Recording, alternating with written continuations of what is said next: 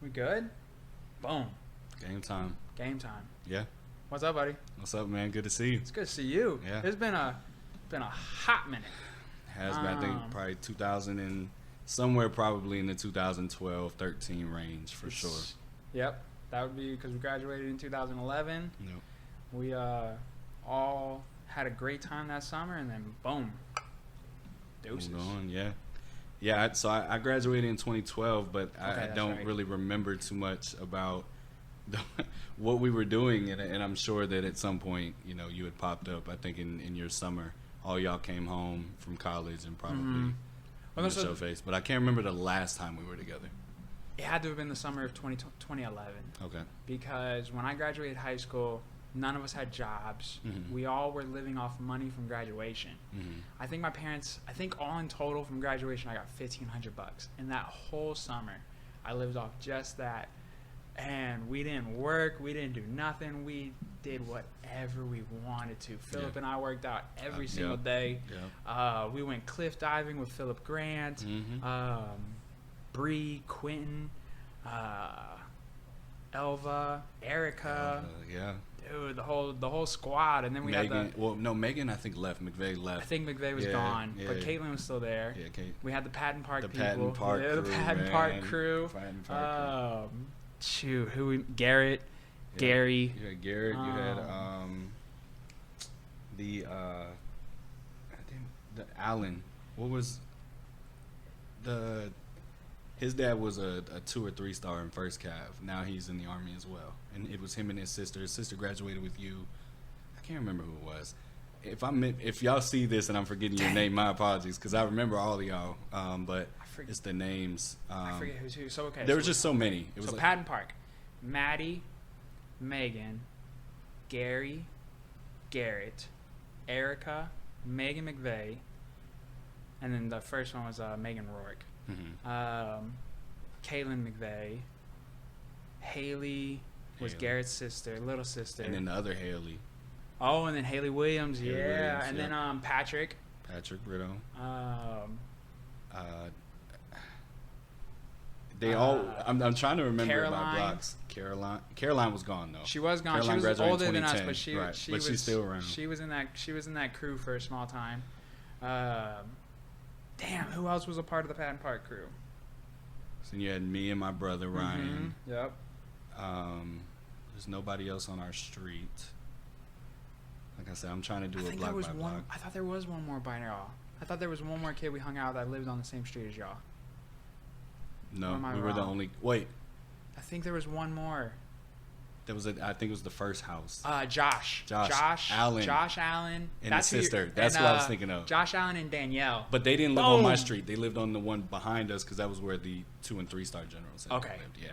But there was still somebody, I think I remember them having a house, the very first one. But, I mean, again, it's been so long. I actually just drove by there, went to a change of command ceremony for first cav about 2 weeks ago, and I drove through Patton Park real quick. Was it the same? Or is it different? I mean, the trees are bigger because, Patton Park was just built, around the time that we had all moved there, and so they were all small trees. Now they're actually it looks like an established neighborhood, and it's sad to see. But it's sad because it's hey, when the trees are aging, we're aging. Yeah, that's true. Those were some really good times. Spent a lot. Dang, man. Spent a lot of time in Patton Park. Yeah, it was phenomenal. I'm impressed. I think we named everybody. I don't know if we missed anybody. If we did, no, I don't think we did because you named Gary. Yeah. And so I remember. So we were in there, and Megan. Megan Rourke. That's the homie. Yeah. Because I think, and she was, we're missing. It was. Billy, William Huff. Him, but also right down the street from Garrett, and Haley. Was Erica. And then around that corner. She's in the Army as well. Kate. Yep. Boom. Yep. There we go. We named. I think at this point we named them all. I think that's all of them. Kate Winsky. Winsky. Dude. Yes. Fuck with me. What's up? Yeah. No, that's impressive. That is definitely impressive because it has been a long time, and but that's how tight we were. And I unfortunately, I look back and I see pictures, and I think there were certain moments that I was in pictures because I lived there, but because I played football, I didn't spend a lot of time with the crew. Like I hung out with Garrett a lot, but like, you know, Friday nights everybody would come to the game and then they'd all go back to Patton Park, or they'd move together in a circle, and I, you know, was so focused on football that, or, you know, I had a girlfriend in Harker Heights that, you know, I would go see frequently, and so it was, I miss those days, man. It was good, but everybody is doing well. Dude, everybody's that's doing the well. best. So that's the best part, and that's the part that I've enjoyed about this podcast so much, because now we got you too, and then like having Deontay on here, having Norman on here. Deontay's a second lieutenant. He just got promoted the other day. Norman on here, he's up there, and you up there in North Dallas doing his thing, his fashion music, and then I'm about to have Leo on. Okay. Spoiler alert. About to have Leo on. He's killing it. He just won an award. And then who else have I had on so far? Philip. He's not technically clean because he came down that summer of this after we graduated. But he was around. But I consider him clean because he came. It's so crazy when you think back to what he did. This dude came down for our graduation, for Stephen Cumby's graduation. Came down, went to the water park with us for project graduation. Hung out with us, fell in love with Erica, drove back to Kentucky, packed his car, and drove back the next day. And then from then he's lived down here. That's awesome. Yeah, I mean yeah. I mean, we, you know, you do stupid things for love, but again, I mean, it was just really good times. I remember, you know, we had moved back. I'm, you know, born originally in Killeen, spent middle school in Killeen, and then came back for high school. And we had came back in 2011, end of 2010, and so your whole class thought I was a senior with y'all because I used to hang out with all the seniors, Michael Cummings, you know, Jaquel, all of them. So when graduation came around, everybody was like, "Why are you still?" Like, I was like, "I was only a junior, you know." But it was hanging out with the upperclassmen. It was good times. Did you see the renovations to the high school? I haven't been, dude. I haven't been over there. No, Coach Hawkins posted it on Facebook a couple days back. I'll have to check it out. Oh my goodness, it looks dope. Oh my gosh, the courtyard, like outside of the cafeteria, it's got artificial turf. It's open. It's beautiful. Yeah, no, it's the dude, school. That's dope. The updates have been beautiful. Before we get too any further, introduce yourself. My name's Jonathan Hildner. I am, as of last week, the Democratic candidate for Texas 31, our congressional district, which encompasses Bell and Williamson County. Hell yeah, dude. That's cool. How's that feel? How's that feel to like say that out loud? Is it surreal? It very much so. You know, this was not a dream as a child. I didn't think I'd ever be in politics. I grew up around it, you know, and military and politics kind of go hand in hand. So we always had that influence around, but it was never my dream or goal. So to be able to do it now, to be able to do it at a very young age in politics, you know, considering the average age of politicians it's amazing, man. I really find love and I'm humbled with the opportunity to create change, to influence change, and that's what got me into activism and organizing and what eventually led me into politics. It's amazing. Oh, that's awesome, man. It's got to be something crazy because I mean, there's not.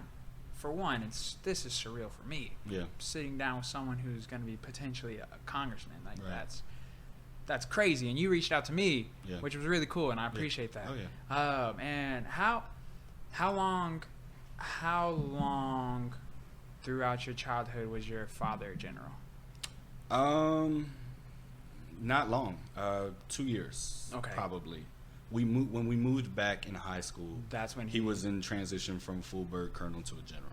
So he took command as a colonel, was promoted while we were here. And so even, I mean, a colonel is still an extremely high rank, right? So how's that growing up? Like living in a household where your dad is close to the top of the world's strongest military. Yeah.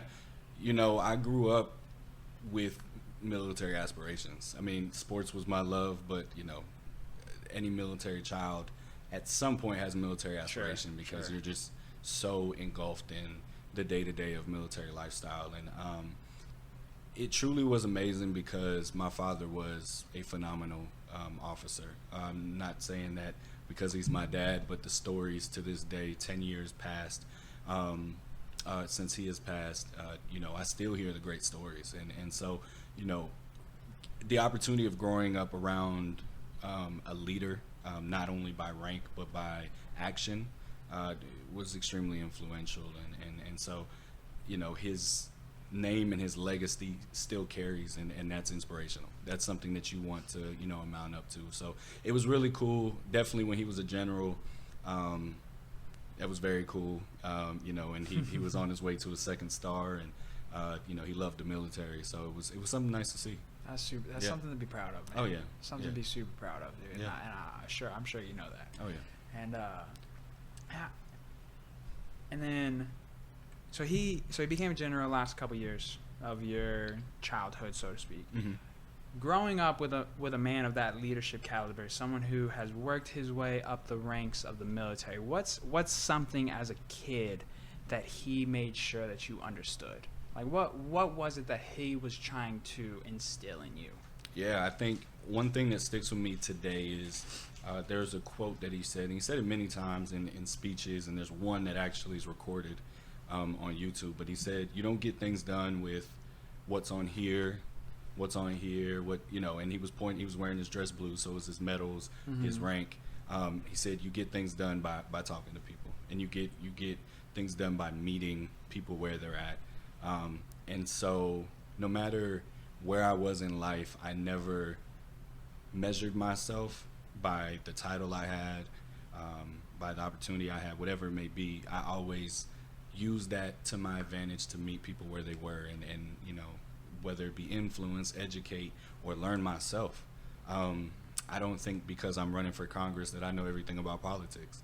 It's quite the contrary. I think I'm running for Congress because there are people that know what they want that may not have the opportunity I have, that I want to be filled with and soak in the information that they have to better represent, you know, the district that we live in. I love that because I think that's super important. Yeah. I think that like we talked briefly before this started how there's going to be probably some things that we talk about that we might differ on a little bit, but it's so important to have those conversations. Yeah. And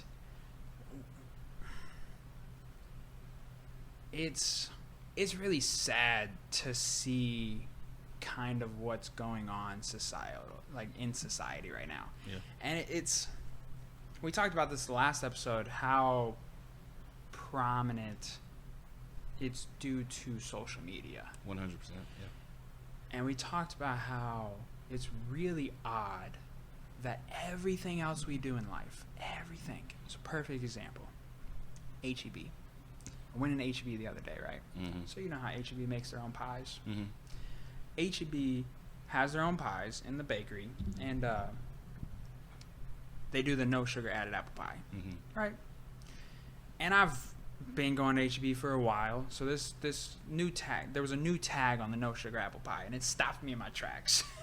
So I'm going through the dessert section, I'm having me a moment, and I'm going through and I'm looking, I'm like, oh, no sugar added apple pie, okay. And then right underneath there's an asterisk. It says not low calorie asterisk. And I was like, bro, this is where we're at. Yeah. And so I say that because we talked about this last episode. How come everything else we do, everything else big corporations do, like putting not low calorie on that apple pie, that means more than likely, don't know for a fact because I didn't look it up, but more than likely someone won a lawsuit based on that apple pie. Right. That's the only reason why that tag changes like that. Right. And how come there's not a warning sign when you sign up for social media? Right. There's not a warning sign. How come we can't sue those motherfuckers for what they are doing to society? Yeah. Whether directly or indirectly. Yeah. And now, I thought about this on the way home today. I don't know if you've noticed this. You're getting more and more push notifications. I got one today. It said Brandon Little updated his profile picture. Bro, I love that dude to death, but I don't give a fuck when he updates his profile picture. Right. Like, why did I need to get a notification for that? Right. It's just another way to get you clicking in there, and then you start scrolling, and then next thing you know, an hour's gone. Yeah. Like So with that, you know, no, 100%. I mean, social media is It's a wonderful tool, but it's also a deadly tool. It's a great place to meet people where they're at, but it's a very dangerous tool at that as well. And for us, you know, our generation is the generation that saw the growth of social media. Yep. When you were talking about the, you know, how, you know, different and you know, we are in, you know, whether it be differing in politics or little issues or sensitivity, whatever it may be, you know, I use this story a lot. Where I grew up, you know, my parents were Republicans, my grandparents were Democrats. Of course, as a kid, I didn't know. Yeah, it was a crazy dynamic. You know, my father was a general. My mother was a high school grad and really didn't do anything else. And these are the folk, they adopted me. So let me add that into the story. And then my grandparents, who were my father's parents, my grandfather was a retired Air Force colonel, and my grandma was one of the highest ranked civilians in the Pentagon. And so when we would have family dinners, there would be huge arguments, you know, and this is around the Bush days, you know. So I remember hearing names being thrown out. And again, I was young. I wasn't paying much attention, but I wasn't allowed to be excused from the dinner table, especially when they were in a deep fight, because then they were ignoring the kids. But the things about it that I took from that and what I, you know, hope to run on and kind of bring back to our politics is they sat down at the table knowing that they were going to disagree with each other and left that table still loving each other. They still sat down, because if we're not talking to each other, if we're not educating each other, if we are not giving different points of view to people, then what are we doing for each other? Right. You know, there's so much there's just so much of a difference from the street that we're on right now to the street right down the block. And you can't expect the person right down the block to know how you're living over here and vice versa, unless you have a conversation with them. You don't have to agree with them at all. It's honestly, that's what makes it so unique, is you don't have to agree. That's what makes it beautiful here. Right. Yeah. That's what makes it beautiful. Yeah. We don't all have to agree on the same thing to get things done. But it feels like we do. It Right. feels like right now that if you disagree, you're fucked. Right. You're done. It's a wrap. Right. If you're any somewhat political figure. We talked about this at work today, actually. There's only 2 celebrities who I can think of who are, what's the correct term? I guess, I hate the less woke. That sounds so bad. Like, sounds so negative. But The Rock and Chris Pratt. I was about to say The Rock when you were talking about celebrities, yeah. Both of those guys are very pro-America, right? And they're probably the 2 celebs that get away with it, where no one crucifies them. Like, no one comes after them. And I think about that a lot. I'm like, what makes them 2 the exceptions? Like, well, I think they're due. I think, well, I don't follow Chris Pratt, so I don't know exactly what he posts, but I know, you know, when on The Rock particularly, I think with that, The Rock is pro-America and a great all-around American, you know, that we see on social media at least. He went against a party that said, make America great again, that this is true American and everybody else is not, and he supported the Biden-Harris ticket.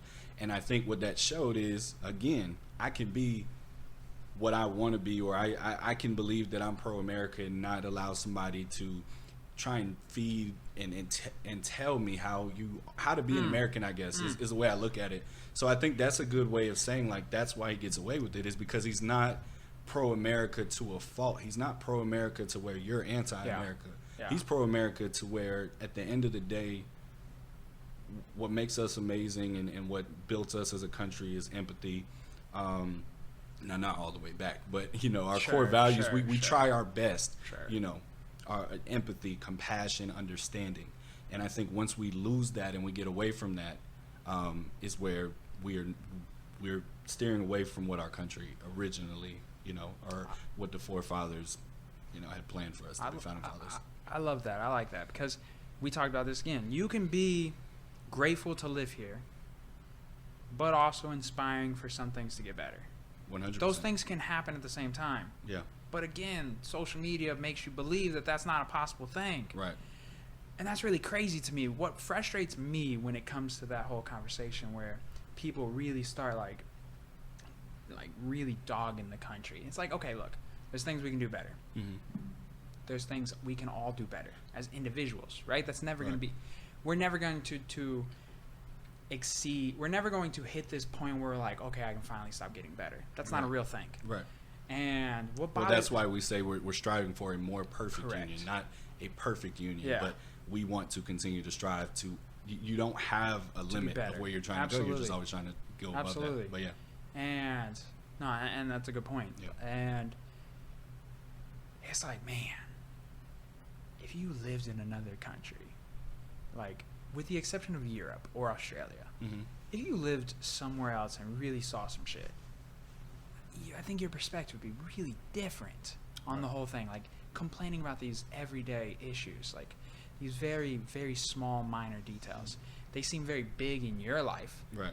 Because that's all you know, right? But man, if you just open your eyes just a little bit and you realize what's going on, like Joe Rogan just had a lady on who escaped North Korea. You listen to her story, and it's like, what the fuck are you complaining about? Right.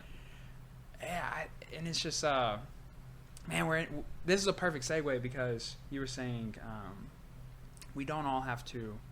Oh, you were saying I don't need someone to tell me how to be who I am or to be American, right? Right. And I think so. By no means am I anti-vaccine. Right. I think if you want to get it, go get it. Right. Do it. Right. If you don't want to get it, don't do it. Right. And my biggest issue with the whole thing that's going on right now is I don't need someone to tell me what to do to be a good person. Right. Because the stigma and the narrative is very much get the vaccine, it makes you a good person. And that really bothers me. Because I don't need someone to tell me how to be a good person. Because I know who I am morally, and I know what I do on a day-to-day basis. Right. That makes me a good person. I don't need someone to tell me how to do it.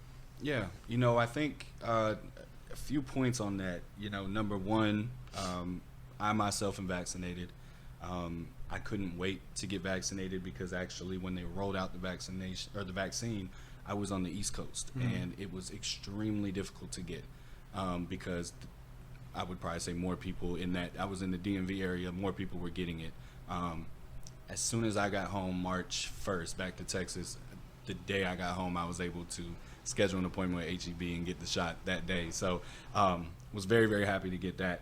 And I didn't do it out of fear of COVID. I did it because I knew that I would be around people that would possibly be, immune compromised or, older folks whose immune systems weren't as strong as yours and mine. Because, I think just like you, I take the proper precautions to protect myself first, my health, vitamin C, all of that, just to protect my body, our temple.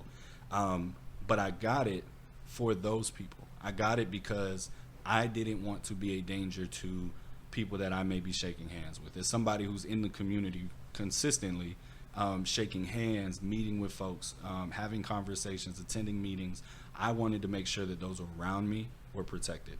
And I think that's been something that we have lost in the conversation of the vaccine is it's not, hey, 27, 28, 29-year-old, go get a vaccine to protect yourself.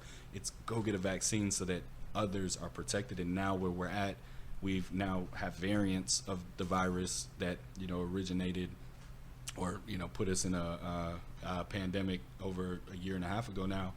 And now people are questioning the vaccine again because folks that are vaccinated are getting the variant. Well, that's not due to a fault of the vaccine. It's due to a fault of us as a country because we weren't able to control that first variant. Now, COVID-19 is always going to be around, just like the flu and everything. Like, this is a reality that we live in now.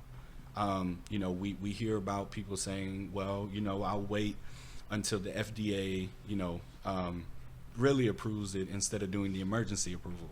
Well, the emergency approval is the exact same thing as the actual approval. The only variants are like logistics, are like, this is how it has to be packaged. This is how it has to be shipped. But it was emergency approved because of the number of people, but that we were dealing with. The White House secretary did say it was FDA approved, though. Well, then hopefully, she did say that, though, which is not true. What? It again. So if we're gonna nitpick word for word, then yes. No. So FDA, it is FDA approved through the emergency process, which we needed it done. And what blows me is it was, and all credit to that administration. The Trump administration got us kicked off and got the vaccine out, they found the vaccine during that administration. So hats off to them. Yeah. But now it's the same people that and not only the same people. I'm not putting you in a group. Yeah, I'm not in that group. Right. But it's those same folks now as well on social media that are, I'm not getting the vaccine, I don't believe in it. But every other thing that this man had said you would believe, you've done. So it's just, we've really got to be careful with social media on misinformation. Now, again, I do believe that it's your right to pick and choose whether you get that vaccine. It's the administration's job. This is the point I wanted to get to. Somebody had posted something on Facebook, and Deontay replied. It was just, yesterday or 2 days ago. A lot of people are likening what's going on in New York to Nazi Germany. And I hate when people do that, and they always try and draw an equivalent of something so horrific. But you got to understand the slippery slopes. Well, let me get the point, and then, So my reply was of the sorts, and Deontay, had agreed. We are where we're at now, where our government has to overreach and put things into place because we were not responsible with the freedom of choice that we have. We weren't responsible in the sense of statistically we had to reach a certain number to protect a larger amount of the population or move us forward. We were irresponsible this summer when they said, hey, CDC guidelines still had requirements and things that we weren't supposed to do that we still did, because we once they said, all right, you could take the mask off, we went back to normal, and we shouldn't have done that. We needed it as a people, but that's why we're where we're at again today. But I'll let you reply back to that. No. That, I mean, so okay, let me make something clear. Mm-hmm. So the whole I don't want to get the vaccine. This is not where I stand whatsoever. Mm-hmm. The whole I don't want to get the vaccine because I don't know what's in it. Right. Look, I'm tired of that argument as well. That's not why I haven't gotten it. I haven't gotten it because I don't personally see the point for me to get it. Right? Because if it works, then it shouldn't matter if I have it or don't have it, as long as the person I'm in contact with does have it. Right. And I see what you're saying, and your point. Your point's a little bit different. You're going to be interacting with a bunch of different types of people all day long. Right. I get that. Right. And I understand that. Mm-hmm. And I respect that. Mm-hmm. And the whole I'm not going to get it because I don't know what's in it. Yeah. I don't really get down with that either. Right. I don't think that's a because if they told you, would you know what it is anyway? Yeah, right. No, they wouldn't. But you would have the option to do the research on it. 100%. And so there is going to be a select few of people who are saying that, who if they did release the ingredient list, you would actually research it to the stop, to the whole thing, right? Right. But there is legitimate concerns about the inability to sue or if something does go wrong by getting the vaccine, because there is a small chance. Yep. It's not a ginormous chance by any means, but there is a chance, right? And I think there was somewhere between about 18,000 to 20,000 people who did have an issue with the vaccine, who it's not covered by your insurance, and you cannot sue Johnson & Johnson, or you can't sue the V1, Moderna and Pfizer. Thank you. And you can't sue those guys. Mm-hmm. That is we're in a tricky situation. Well, and I think a lot of that goes with the full approval not being there. And because one of the things, another example, my mother, who is a staunch Republican, like I said, fell into the Fox News rabbit hole last couple of years and would not get the vaccine. And my mom has terrible health. She's sick all the time. Every time I call, I said, Mom, if you are that percent that we are talking about, that if you go outside you will get sick, Hey. Uh-oh. Hey, puppy. Yeah. Guest appearance. Right. Come here. You are the one that I'm getting the shot for. I'm getting the shot so that you are protected and safe. And so she finally decided to get the shot recently, but she didn't listen to the actual science behind it and saying, hey, in 21 days, you need to come back and get your booster, your second shot. Yeah. And she came like a month and a half later. And my mom almost died from the reaction of the vaccine, not because of what was in the vaccine, but because she wasn't responsible with when she was supposed to go get it. She didn't have a reaction to what was in it. That first shot is sort of like an ease into it. And that second shot is that boost that actually protects you. They tell you when you get the first shot, you're not vaccinated yet until you get that second one. Well, that second one is so potent and strong, and that's the one that really gets you, that it was almost like she took that by itself. Yeah. And so, you know, and so that is not to fault to, I think she got Pfizer or Moderna, one of the two. It's not fault to them, it's fault to us, but we learned from that.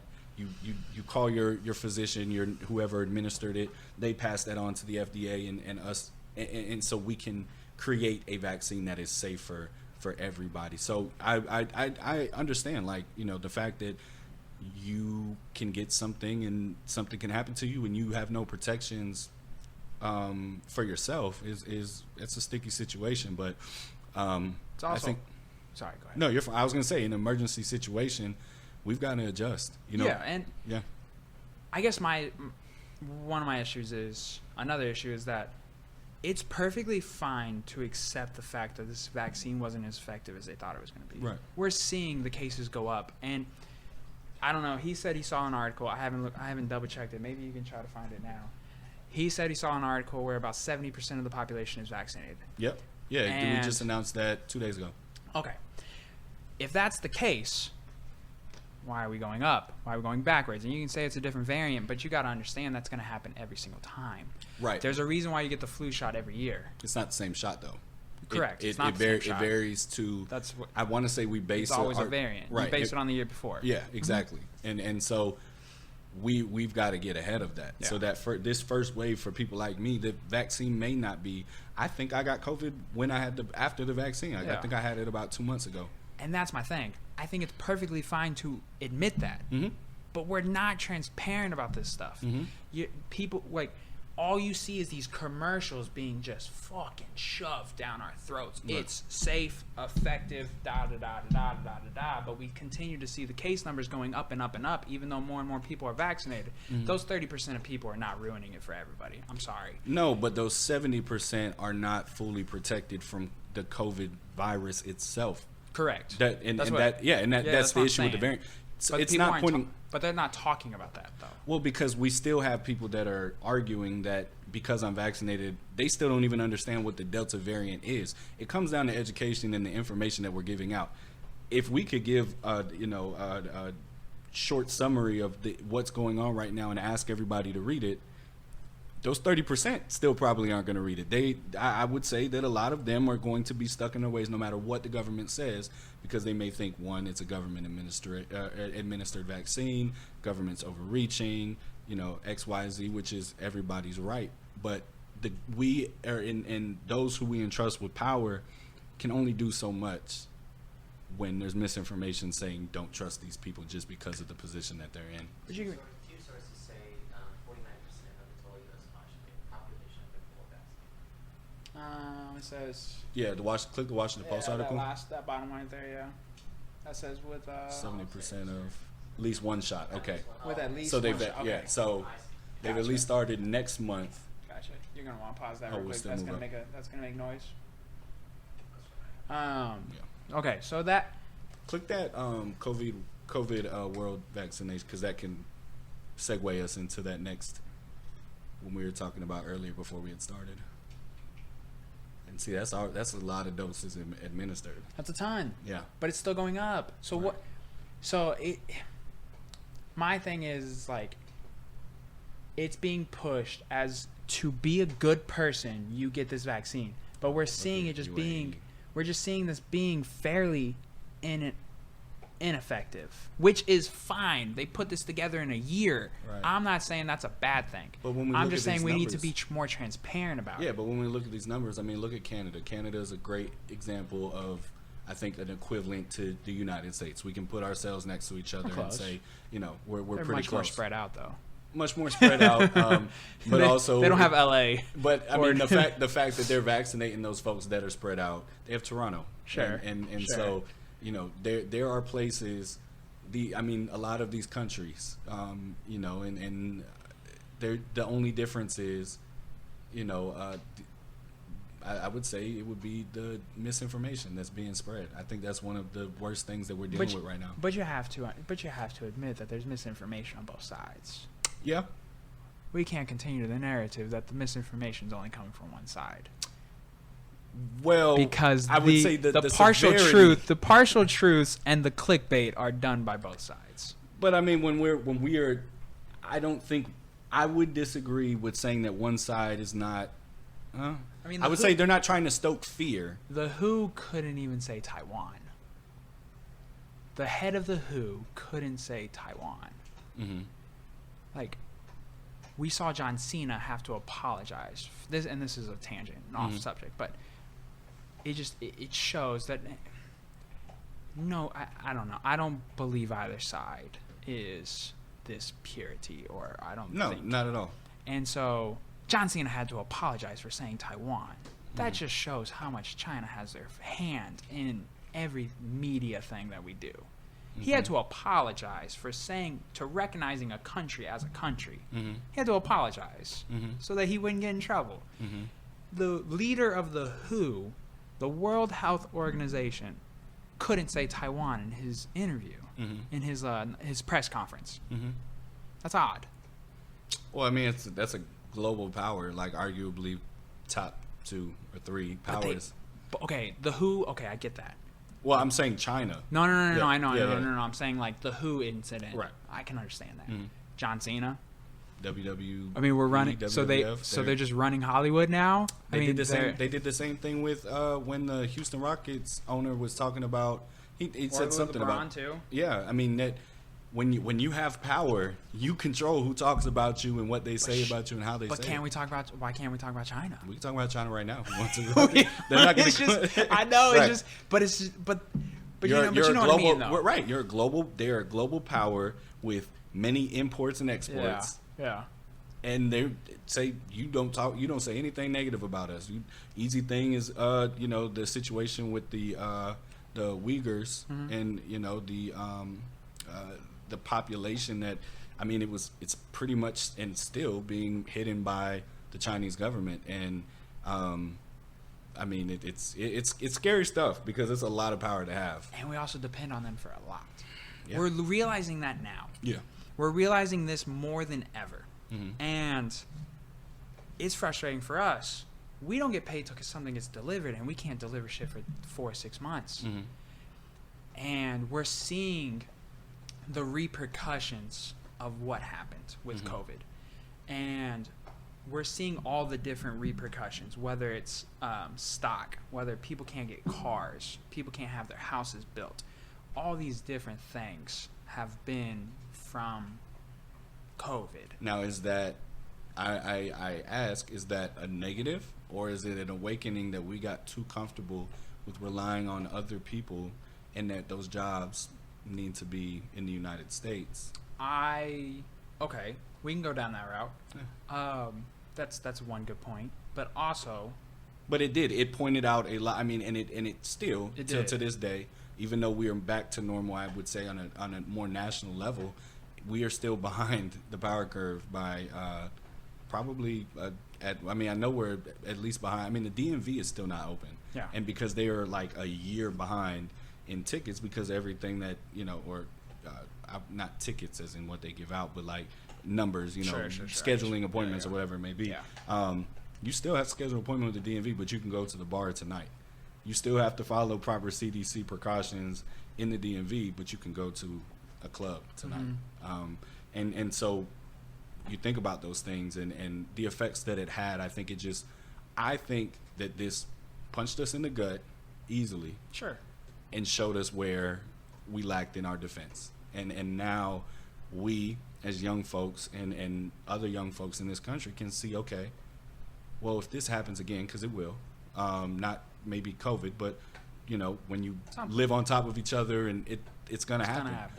How do we better protect ourselves as a country still helping and benefiting from other countries, but where we will never go without health and fitness. Okay. So hold on. So not what I'm going to say is a little morbid, but not. I don't mean it that way. However, the vaccine was an easy way out. Mm-hmm. It gives people an excuse to not fucking take better care of themselves. Okay. In a sense, right? Because people got it and they were like, I'm invincible! Mm-hmm. Like they were running the streets like crazy people. Mm-hmm. Like as if it just completely went away. Which we're seeing now that wasn't the case. Mm-hmm. That we still needed to have some precautions in order to mitigate the cases now that we're seeing the new variant, and et cetera, right? Mm-hmm. Man, it's just like it just ties into everything that we do now. Like it feels like everything is just getting easier and easier and easier and easier and easier. And we're not I don't think we're preaching enough about just taking better care of yourself. 70% of the people who died from this disease were overweight. Right. 80% of those 70%, give or take, was a lack of vitamin D. Mm-hmm. But yet we were told to stay inside the entire time, for the most part. And then it started kind of seeping in just a little bit, like, now, hey, go outside. Stay inside as in do not. Right. I mean, people have windows, balconies, things like that. There's supplements for vitamin D. Yes. So we have. But we weren't talking about that. We weren't. No, but that wasn't. And I wouldn't say that we weren't talking about that, because I would say that I heard many times in conversation, make sure that you're taking your vitamins and stuff like that while you're home. People. Right. Normal Protecting people. Yeah. But I'm talking about the people that we're looking to for the answers. Weren't talking about that. I would push back and say that they were, but I think at the end of the day, something that minor when a global pandemic was going on, I don't think it was being caught, but I do agree that we could have probably talked more about because it. I personally went on the WHO's website, right? Well, stop going to the WHO. Okay. Well, the CDC, because the WHO is global. Sure. So the CDC is ours. Okay. The CDC is here. Okay. The CDC focuses on us as a country. So I'm not saying the WHO is wrong, but the WHO's information, I would say, would be skewed in the overall look of actually what the United States is. And okay, that may be true, but I don't know that I don't know if that's gonna if that has any implication on what I'm about to say, but maybe. Right. Let me know. Right. So when I went on there, this was Philip's podcast, so it was earlier this year, so probably April. So we've been doing this for a year now. I went on the World Health Organization to see what information that they had on their website, and maybe I should have checked out the CDC as well. Not gonna lie, I kind of thought they were the same thing. That's my ignorance. No, I didn't know who either were before the pandemic happened, for real. Like me either, to be honest. Yeah. However, I went on the website and I went to go read their precautions pre-COVID. What were they recommending to do as a precaution? And not once in there did it say anything about working out, going outside, getting your vitamins. It never once said anything in there. Oh, that's false. There was one nutrition line. It said eat less salt. Bro. It said eat less salt. But also, let's think about what everybody.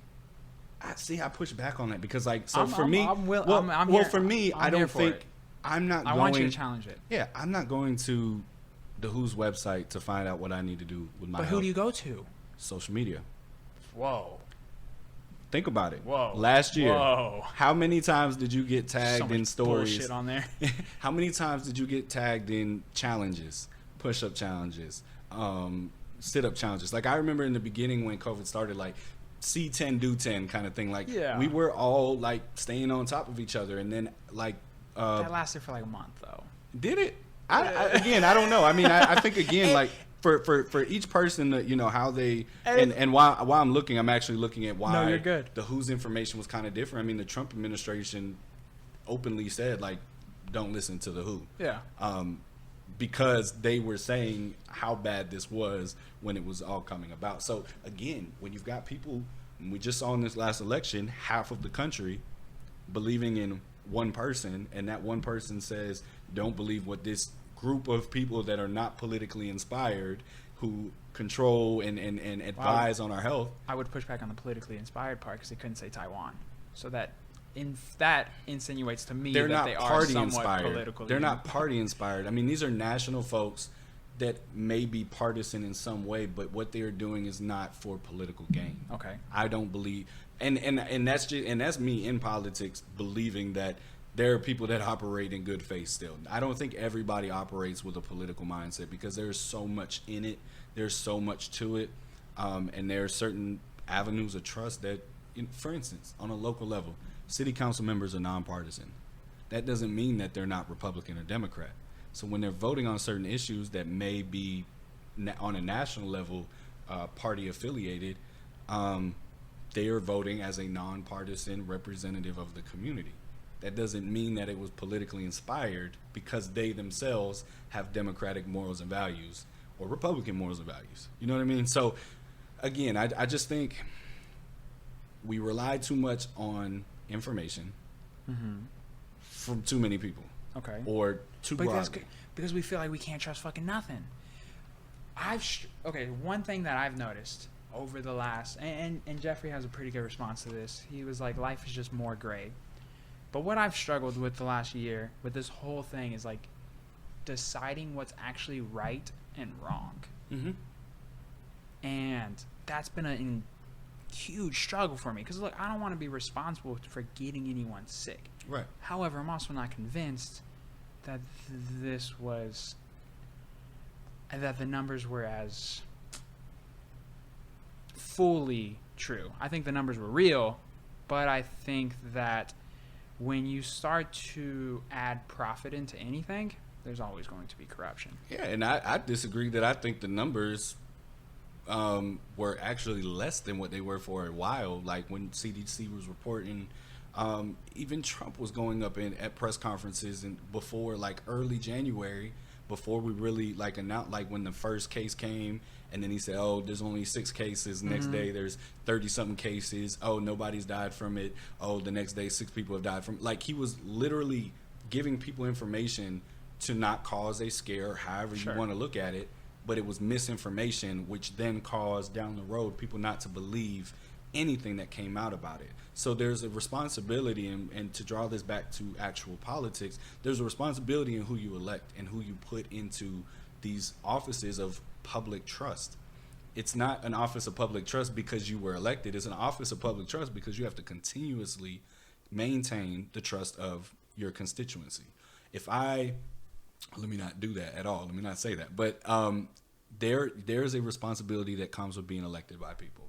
And one of those things is being honest at all times. You should be overly honest because you are an envoy. You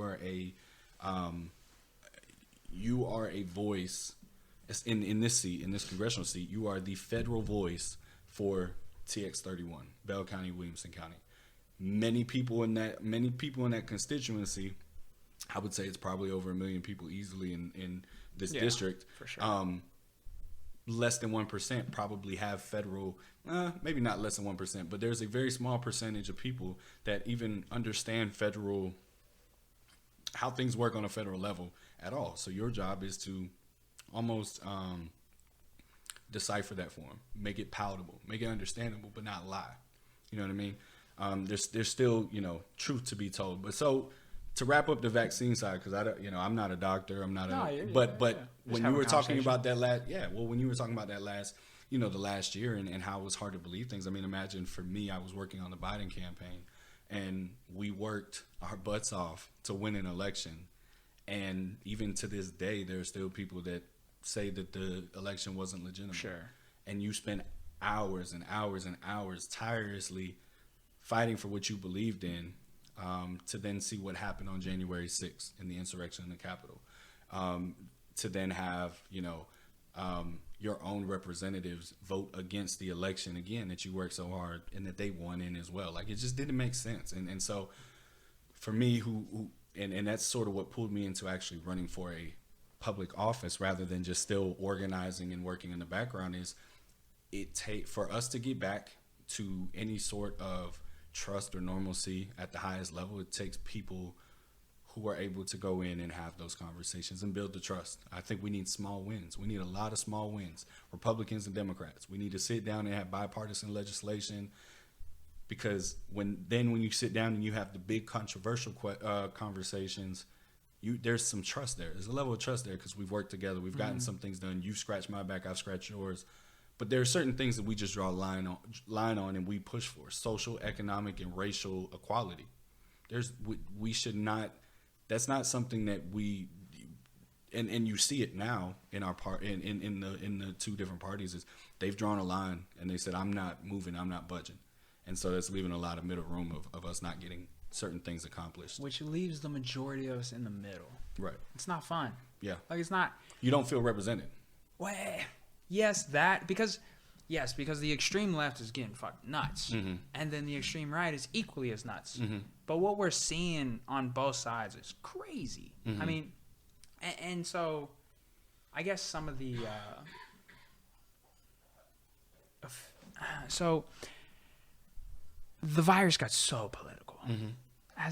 Overly it's political. Unfortunate. Yeah, it's unfortunate because we're talking about public health, but yet people are pushing their political beliefs on it, and it's fucking nuts. That's unacceptable. We're talking about, if it's that serious, if it's as serious as some people make it sound, if it is, if that is what it is, then we should be getting straightforward, unbiased fucking information that deals with our health. From who? Exactly. From who? Who are we supposed to get that from? Well, if everybody is influenced politically and that's a person's mindset, then they don't trust anybody. So how do you get away from that? I don't think we can. If we continue with this two-party system for forever, how would we fix this? How do you get better? How does this get better? Because I know I know which party you're running for, but we got to understand, and I think one of the beautiful things of living here in Texas is that we're in a red state with blue cities. I think that's beautiful because we get that balance. Because we were able to, and people might disagree and people might be upset at how we handled the pandemic, but we did fucking pretty well. It's arguable, but yeah. The economy still kept going. Right. And we kept the cases as well as any place that was super locked down. We had still less cases than California and New York, and they were on ultra lockdown. We had a lot of deaths. And so I'll never substitute, economics for somebody's life. And I think that's where, and I'm not saying that that's the point you were making, but again, with freedom comes responsibility. I think it would be responsible for Governor Abbott to say, if you were outside in public, wear a mask. You don't have to force a needle in your arm and vaccinate. But if you're not going to do it, then those who have made that decision should still be able to feel safe walking around. I think at the base, that's empathy, that's compassion.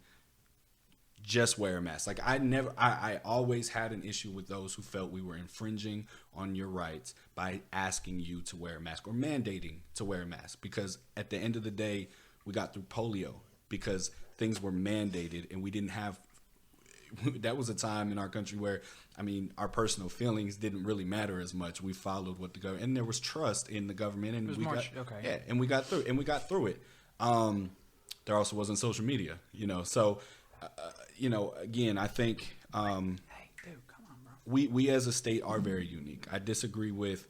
I love balance. In no way do I think we succeed as a country with all Republicans or all Democrats. That's why we have and that's ultimately what I was getting at. Yeah. That's ultimately what I was getting at, because we're seeing California destroy itself. Like it is falling apart. They, not only is everybody leaving, they still had a lot of COVID deaths, a lot of COVID cases, and their economy is fucked at the same time. Right. So yes, I agree. We shouldn't necessarily prioritize economy over people's lives. Right. However, there had to be a balance. There has to be a balance. Could we have been more of a balance here? Maybe. Sure, we could have a discussion about that. But should we have been as serious as them and completely wiped out the entire downtown and had no businesses left just to have the same amount of deaths and the same amount of cases? Because we hadn't seen the fact that it would have really changed much. Well, what businesses are we talking about? Because if we're talking LA, 70% of small business is gone. Right there, and this is where, again, there's a. So I'll tell you a story of a constituent that I speak with weekly. He's a black conservative, and we talk and we find where we agree, where we disagree, but we have those conversations. Sure. And he runs a small business in Killeen, and there was the SBA, Small Business Administration, was prioritizing minority, veteran, and women small businesses with the Biden administration on the first round of it was some form of grant or loan. I can't remember if it was a grant or a loan, but please forgive me for forgetting those details. But it was nationwide. So those who applied and were minority, women, or veterans would get really make sure the first wave of checks went to them. It didn't say that white folks didn't get it. It didn't say that men didn't get it. It just said that we're going to prioritize a group that is often not prioritized, or that in the last administration was not prioritized. However it was made. There were two people, one in Tennessee and one in Dallas, two businesses that sued, which blocked the money and stopped the money. And now that same constituent is still struggling to keep his small business alive, and we are wide open. But there's things that happened during COVID that our government is trying to assist and give economic relief. But that doesn't go to the person that can financially afford it. It should go to those who took out a VA loan to start a business, served their country, took out a VA loan to start their business, and now are struggling because that's the money that they had. And But those loans don't come for free. Or those they grants. don't come. They That's don't. Not free. They don't. But That's not free. But we, as a country, have always, carried the debt forward, and we're what. I don't want to say a good country is one with debt, but I mean, debt keeps the economy running. Right. If you have a very base knowledge of economics, you understand that debt keeps the economy going. Right. And so we should welcome the fact that part of us being American citizens and why our country is so great is because our parents took on a debt that their parents created, that their parents created, that their parents created. And there are just certain things such as the infrastructure bill that I think is a $1.something trillion bill, and it should be more. That's a lot of money. But we also haven't addressed infrastructure in years. But I think, but let me push back. Mm-hmm. The issue that people have who oppose these is that we're seeing the prices of everything go up. Mm-hmm. And yes, you can say it's because of the demand, because yes, there is a shortage of these materials. Mm-hmm. However, that is all reliant and based on the fact that no one's forced to go to work right now. Mm-hmm. People are taking COVID-cations every fucking day. Mm-hmm. There is... hold on, I lost my train of thought. COVID-cations. I'll explain that in a second. Trust me. I get the base of what it is. That is prominent as hell. That's the okay. But hold on, let me regain my thought. So, we're seeing people taking COVID-cations. No one's forced to go to work because they are getting free money right now. Mm-hmm. Rental you're assistance. Saying that. You're saying also how giving out the stimulus checks, things of that nature. Mm-hmm. My showroom is $600 more, give or take, on some items, more than it was in January. Mm-hmm. And that is primarily due to the fact of all the things that are in place right now. Mm-hmm. Directly infecting. And I completely get what you're saying. We cannot prioritize economics over someone's life. Yeah. However, at some point, we have to live life. Mm-hmm. This isn't going away. Right, but again, there's a way of controlling, or more of a consistent control rather than. I mean, we can't live. I mean, for my own mental health, I can't live in where we open up and then we have to close back down again because we can't get ourselves together. But I believe that I've done my part, and there are others that believe that they've done their part, and so how can we all feel like we've done our part so that we can move forward? Because I agree. everybody wants our economy, and our economy is not doing terrible now. The price of things, but the price is drastically up. They are, but my yogurt at HEB is $1 more. I'm so sorry. That's upsetting. Yeah, that's terrible. So sorry. But you get the point. Yeah. But you know what I'm saying though. That came directly from what is being put into place and what is being mandated primarily by the left. Is a mask mandate raising your yogurt? Right. But I'm saying the ability to allow people to stay home and not have to go to work. Right. But now I don't know what the I don't think. So I can call into work right now. I could literally do it right now on speakerphone. Say I have a cough and I'm done. I can stay at home for. But you're required. But what your employer should do is require that you get a COVID test taken. Sure. And the results determine whether you're off or not. But I can still be out for a week. Right. But I also think that there are a lot of jobs, not your job, but I think there are a lot of jobs that we've also shown, just like where we've seen imports and exports change. We've also been able to see that there are some jobs that don't require you to go to work 5 days out the week. You don't have to go into an office. I don't mean those. I'm talking about how there's warehouses being ran by 2 people. How there's nothing getting unloaded. So this is a perfect segue into the minimum wage and the wealth gap. There are people that are saying, you look at certain fast food restaurants. I see it every couple weeks where nobody comes in, and there'll be a sign on the door and saying that we're underpaid. You are underpaid. But go ahead. Go ahead. No, finish. Our minimum wage, I think it's been the same for a while. About 20 years, something like that. Everything else is inflating. Okay. Look where you live. How much has your rent increased in the 4 years that you've been here? Yes. Right. Just give me a range about how much. Probably $50 to $100. $5,200. It's $50 to $100. Oh, okay. Yeah. If I worked at McDonald's, and this isn't like a wealthy part of town. I mean, this whole city is pretty decent. I don't know what the average income is about 75. Right. Yeah. So when you work in these jobs that are minimum wage jobs or fast food or hospitality, how are you supposed to survive? Now, I'm not saying you need, because this is a nice place, but this isn't top tier. No. But it's also not low tier. No. But how are we making sure that people can go to work and make enough money to not only just survive, but also have some money to take care of other things? Now, there are variables. Now, the counter argument is, and I don't necessarily feel this way. Right. $15 an hour, I don't think that's going to hurt anything. Yeah. But the argument is, those jobs aren't made for people to live off of them.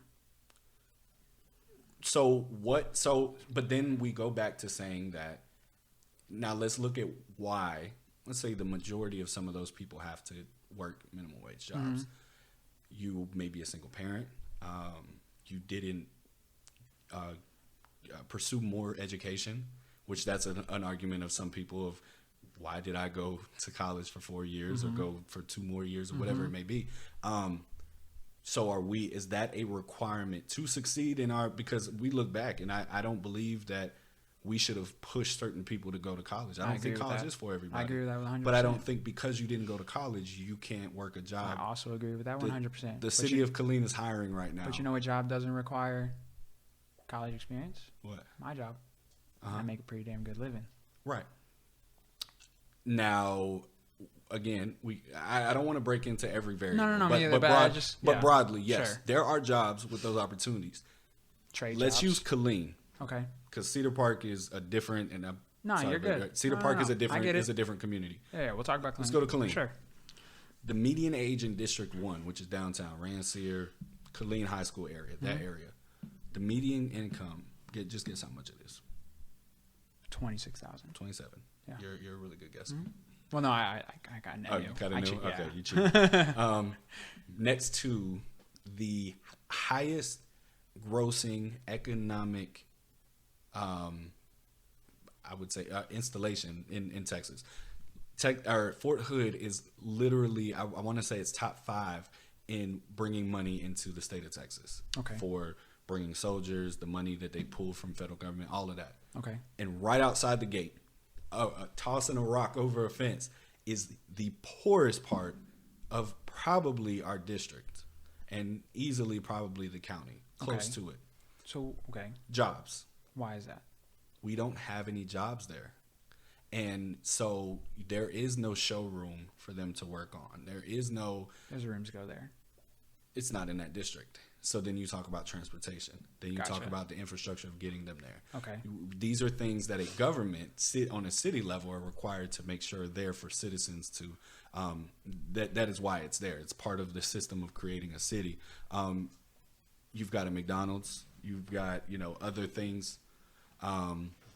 You've got other things that are there, but again, to live there, then we also add in most of those old apartments that are like right off of Rancier, 4th Street, stuff like that, they're now being bought by folks from California. They're being turned into Airbnbs, which is moving people out of there. Mm-hmm. So again, we could talk about it on a whole scale, but at the end of the day, if we put a Amazon distribution center in the city of Killeen somewhere or right on the outskirts, you now increase that income, I'm sure, by probably close to $10,000 a year. I think in one year. I'm glad that you bring that up, because not too long ago, there was protesters who shut down the opening of a Amazon warehouse, and I'm not exactly sure where it was. Obviously, not Killeen. I think it was New York. They shut it down. Yeah, that's an issue. Well, I get a little bit of it. Maybe the working conditions aren't exactly where they need to be, or right. And let me say that I don't fully agree with certain work techniques of Amazon. I'm using it as an example. But as a warehouse. It is a good example though, because that does provide jobs. So those people who protested that warehouse probably stopped an addition of 10,000 jobs. But they also probably didn't have I mean, we're talking about a city like New York, and so it's different. It's you monopolize a workforce in a place like that, But look at again, even outside of that. So one of the things on my platform is green energy. Okay. I believe that we 100% need to be taking steps towards green energy. We also in Central Texas. Have every opportunity to become leaders in that field. When I talk about that, you look in the city of Killeen, we have Texas A&M Central Texas, which is a 4-year university that is Texas A&M. When you graduate, is a degree from Texas A&M, yes, sir, which is an engineering school. Why do we not have one of the leading green energy programs coming out of that 4-year university? With all of the land that we have in the surrounding areas of Bella Williamson County, why are we not creating or incentivizing folks? Because that's a tax write-off for them. That's money. That's income for the cities, the municipalities, the counties, and the state. And it is a direction that we need to go down. So why, you bring jobs like that, now you are allowing kids that graduate from Killeen, Ellison, Shoemaker Heights, Belton, wherever, Temple, to then make a decision, hey, I don't want to move too far away from home. I want to go to Texas A&M Central Texas. And when I go there, I want to find a career. I don't want to go there and then join the military, because that's all I saw my whole life. So I go there for 4 years. I receive an education in engineering, focused specifically on solar and wind. And now I can afford to raise a family in the city that I want to live in. We have such a transient community, not only in Killeen, but in Bell County itself, because there are no jobs. Nobody that my dad worked with that has retired stayed in Killeen because they got jobs as presidents, CEOs, whatever, of corporations and businesses, because they're retired officers, they're leaders. But there is no revocation for those who are retiring and keeping them here in our area. We allowed them to move to San Antonio, Houston, Dallas, Austin. And we lose in our county because of that. Okay. And And how do you fix that? You fix that by, like I said, so one of my mentors gave me kind of a, and I don't know how true it is, but it's his opinion, and I think it's pretty close to it. How long does it take to change a generation or influence a generation? How many years? I would say probably 10 to 20. 12. 12, okay. It's the education system. Okay. We have to, and they're educators, so I saw where they were going with it, and not word for word, but pretty much we have to educate our youth, and put these things in front of them. When I went to Killeen High School, the only thing that I thought about was football. I knew that when I graduated, high school, I wanted to go to college and play football. I didn't think about anything else. Mm-hmm. There also was not really much anything else offered to me outside of the military. And that's not something I wanted to do immediately. So presenting these things and making folks aware of these things, not folks, kids, aware of these things and these opportunities is how you progress. We can't change much now of what the city looks like. To change it in a year, to change it in 2 years, it's going to be very difficult. Sure. You have to change a generation. That's the easiest way to get things, I think, accomplished. And so influencing a generation, and that's my goal. Is I don't have the tools nor the resources to change our district in one term. It's a 2-year term, and realistically, after 1 year, I got to start campaigning again, for the next election. But I do promise that, at the end of the day, that we are taking steps to advance, because there's no reason why for the last 18 years, which is how long we've been represented by the last person, we have not seen any progress. What in Killeen, what has changed and since we graduated? Nothing. No new jobs, no new opportunities. And so all of our friends don't live in Killeen for that reason. Killeen is labeled a dangerous city for that reason, because these kids have nothing to do. They have no jobs to go get. They have no, and we've kind of gone off on a tangent outside of the $15 thing, but just at the end of the day, making life more realistic for the bottom person. I don't believe in trickle down. I don't.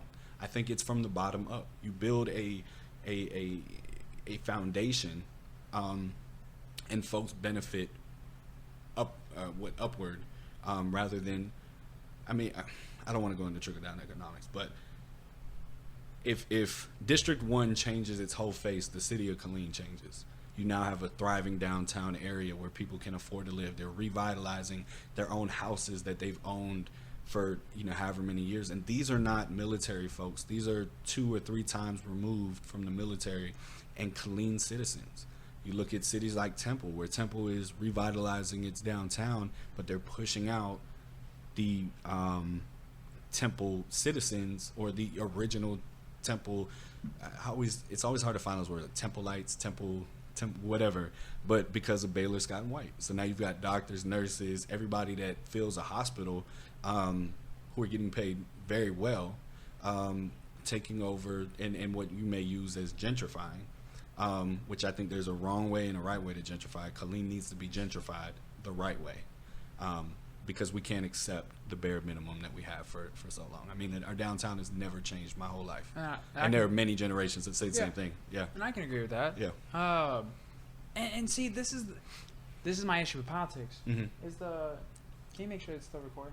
Just, I don't know if I got like a message or something, fuck it up or something. Everything's still good? Okay, cool. That would hurt if it stopped. Yeah, I know, right? 45 minutes ago it stopped. That's why I just wanted to make sure, just in case. Yeah. And so that is the issue with politics right there. Is the exact conversation that we're having here. Every headline is so polarizing, but what you're saying is not polarizing. The issue is when the headlines are being pushed, they're extremely polarizing. My example is always free college. Mm-hmm.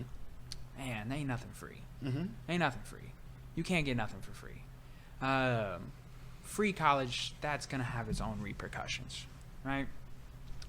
And my thing always is I feel like these issues aren't very hard to solve. I just feel like both parties focus on these polarizing issues that make people go this way, versus I feel like the answer is almost always in the middle. It's very easy to me. Yeah. And that's why this is why it's so frustrating, because I feel like it's just really easy to fix a lot of these things. Yeah. And we just choose not to. Well, we need more people like you running for office. I think there's a lot of people with I've been told that before. There's a lot of people with some really great ideas, and even if you're not somebody that should run for office, because I don't think everybody is capable or should run for office, but everybody should have a voice in what we are doing and how it's getting done. And so Even when it comes to free college, I disagree. I see the benefits in free college. Well, now, I was going to talk. Go ahead. I was going to bring this full circle. Yeah. No, you're good. My thing is it doesn't need to be free. Mm-hmm. Because what we need to do, or what we should do, is stop. Like, we should, and I don't even know how you would do this. Right. Without some kind of government, maybe overreach. However, I think we should force these companies to stop requiring a degree for jobs that don't need a fucking degree. Mm-hmm. I think that's how you fix the whole free college issue. I don't think you fix it by making college free, because that word free is already so polarizing, and regardless if it's true or not, someone over here is going to automatically assume that we're just giving handouts and they're not going to work hard, or that's going to increase my taxes. And then the people over here are like, no, we're just trying to help people. We want to help educate America, et cetera, et cetera. Mm-hmm. Both might have valid points. Mm-hmm. If they do or they don't. We can argue about that all day. That's not the point. What I'm saying is if we just stopped making these entry-level jobs require a degree with 2 years of education or 2 years of experience or whatever it is, if we took away all of those requirements and people could get jobs based on their ability to actually do the job and not what they did before, what they've accomplished before, and you actually got jobs based on interviewing and merit or actually being able to do the position regardless if you went to school for it or not, then college no longer needs to be free, because the only people that need to go to college would be people like lawyers or doctors, someone who hopefully is going to make enough money in order to pay off the loans if they did have to take some. And so I think that's how we bring both sides together. I don't think anybody would be arguing over the fact that jobs got to stop requiring a degree that don't require a degree. Well, the argument would be is that it's government overreach to tell a job what their requirements have to be. Right, and that's what I was saying. Do you have student loans? No. No? Okay. So one of the things is, for instance, I'm in politics. I never took poli-sci. Like, I'm not a poli-sci major. Okay. I'm a liberal studies major. I took government, history. I had poli-sci classes. That's like the one. And I think it was the best way for me because I got to touch anything I wanted to as long as I hit my minimum requirement classes. I have a pretty substantial student loan debt that I've taken care of already and still have a little bit of it. Now, outside of that, my degree would not have specifically qualified me for any job. Like it wasn't, again, it wasn't in the history field. It wasn't in education. It wasn't in, whatever banking, whatever else it may be. When you make, and we've taken steps, we've made some trade schools free. We've made, or we're taking the steps, and the Biden administration is specifying on making trade schools and 2-year colleges free, which I agree. You shouldn't be paying crazy amount of money for community college. Right. But when you talk about a 4-year college, I think that there are certain variations. As a private college, you can still charge. Public schools that are receiving money from the federal government and from taxes should 100% be free. And I say that because what that is doing, you are going to increase the workforce, because there are people that do not go to school simply because they cannot afford it, and simply because that debt is harrowing. I have friends that have that are finishing up law school and are in, multiple 6-figure debt. Now they're going into law, but sort of the trade-offs are not. They're not really there. So why not? Let's make 4-year college free. Again, so forget what those businesses are requiring. They can require a degree. Well, now we have them. And it doesn't, making 4-year colleges doesn't change the education that people are getting. It changes what they then are graduating with. They're not graduating with the heavy load and burden of now I'm in debt, and now I need more than $15 an hour because my student loan payments are almost rent. They're expensive. It's not, and these third-party loaners, Sally Mae, there's another one, I can't think of who it is, but you can't refinance. You have to take what they tell you to pay. You can't miss a payment. It is strict, and so that okay. Mm-hmm. So I'm saying, like, it makes it. Why are we making it harder for those who have made the decision to go get educated, not because they wanted to get more education, but because they had to get the job that you're talking about? And then now, you know, we're using third party, you know, corporations like Sally Mae to then, like, almost, you know, put people in a corner, like, you know, give me my money, like, and it's outrageous numbers. And again, we're talking about public education, the same public education that you and I went and got, you know, in high school and in our earlier years. How much are you really gaining from just a bachelor's degree? Mm-hmm. I think I learned a decent amount, but I don't think I didn't gain that much. Yeah, I don't think I didn't. You know, it wasn't $20,000 worth, $30,000 worth. No. It wasn't life changing. Yeah, oh. and so I don't think I'm more prepared to. I think practical experience is more important in life. I think going out there and getting it and getting your hands dirty is what's more important. I want more people to go to trade school. Looking back, if I had no aspirations in politics, football, whatever, I'll go be a plumber, electrician. The money that they make is good. It's great. Phenomenal. It's great. They do it phenomenal. Great. And they work their own hours. They make their own schedule. Those are the things that we should be pushing, especially now in Killeen. KISD now has early college, high school. They have tech schools. CTC has a phenomenal tech program. Like, we have the resources. We have to put them in front of our kids and make it cool to be that. It's not cool because on social media you see rappers with money or actresses or actors with money or whatever it may be. That doesn't, like, that's not how you can, that's not the only way you can get to a bag, as we say. You can literally do it your way and make it cool your way. There's no money in politics. You got to raise a lot of money, but you don't touch it. You don't get it. Where money is made in politics is where in the deeper conversation of things is gerrymandered districts that put people in place that were for 18 years I'm making more than $150,000 a year with very little to no expenses. I'm going to become a millionaire very quickly. Sure. I'm also doing things to make sure that I'm going to continue to get elected that may be to the detriment to the constituents that live in my district. Again, circling back into my races, our main focus in our district should not only be Fort Hood. Fort Hood will always be taken care of, and we should always support, you know, our troops and make sure that they are good. But you have people that have no attachment to the military that require that same attention and same, you know, passion that you give, you know, to that. Yeah, I agree with that. I think that and I pretty much agree with everything you're saying.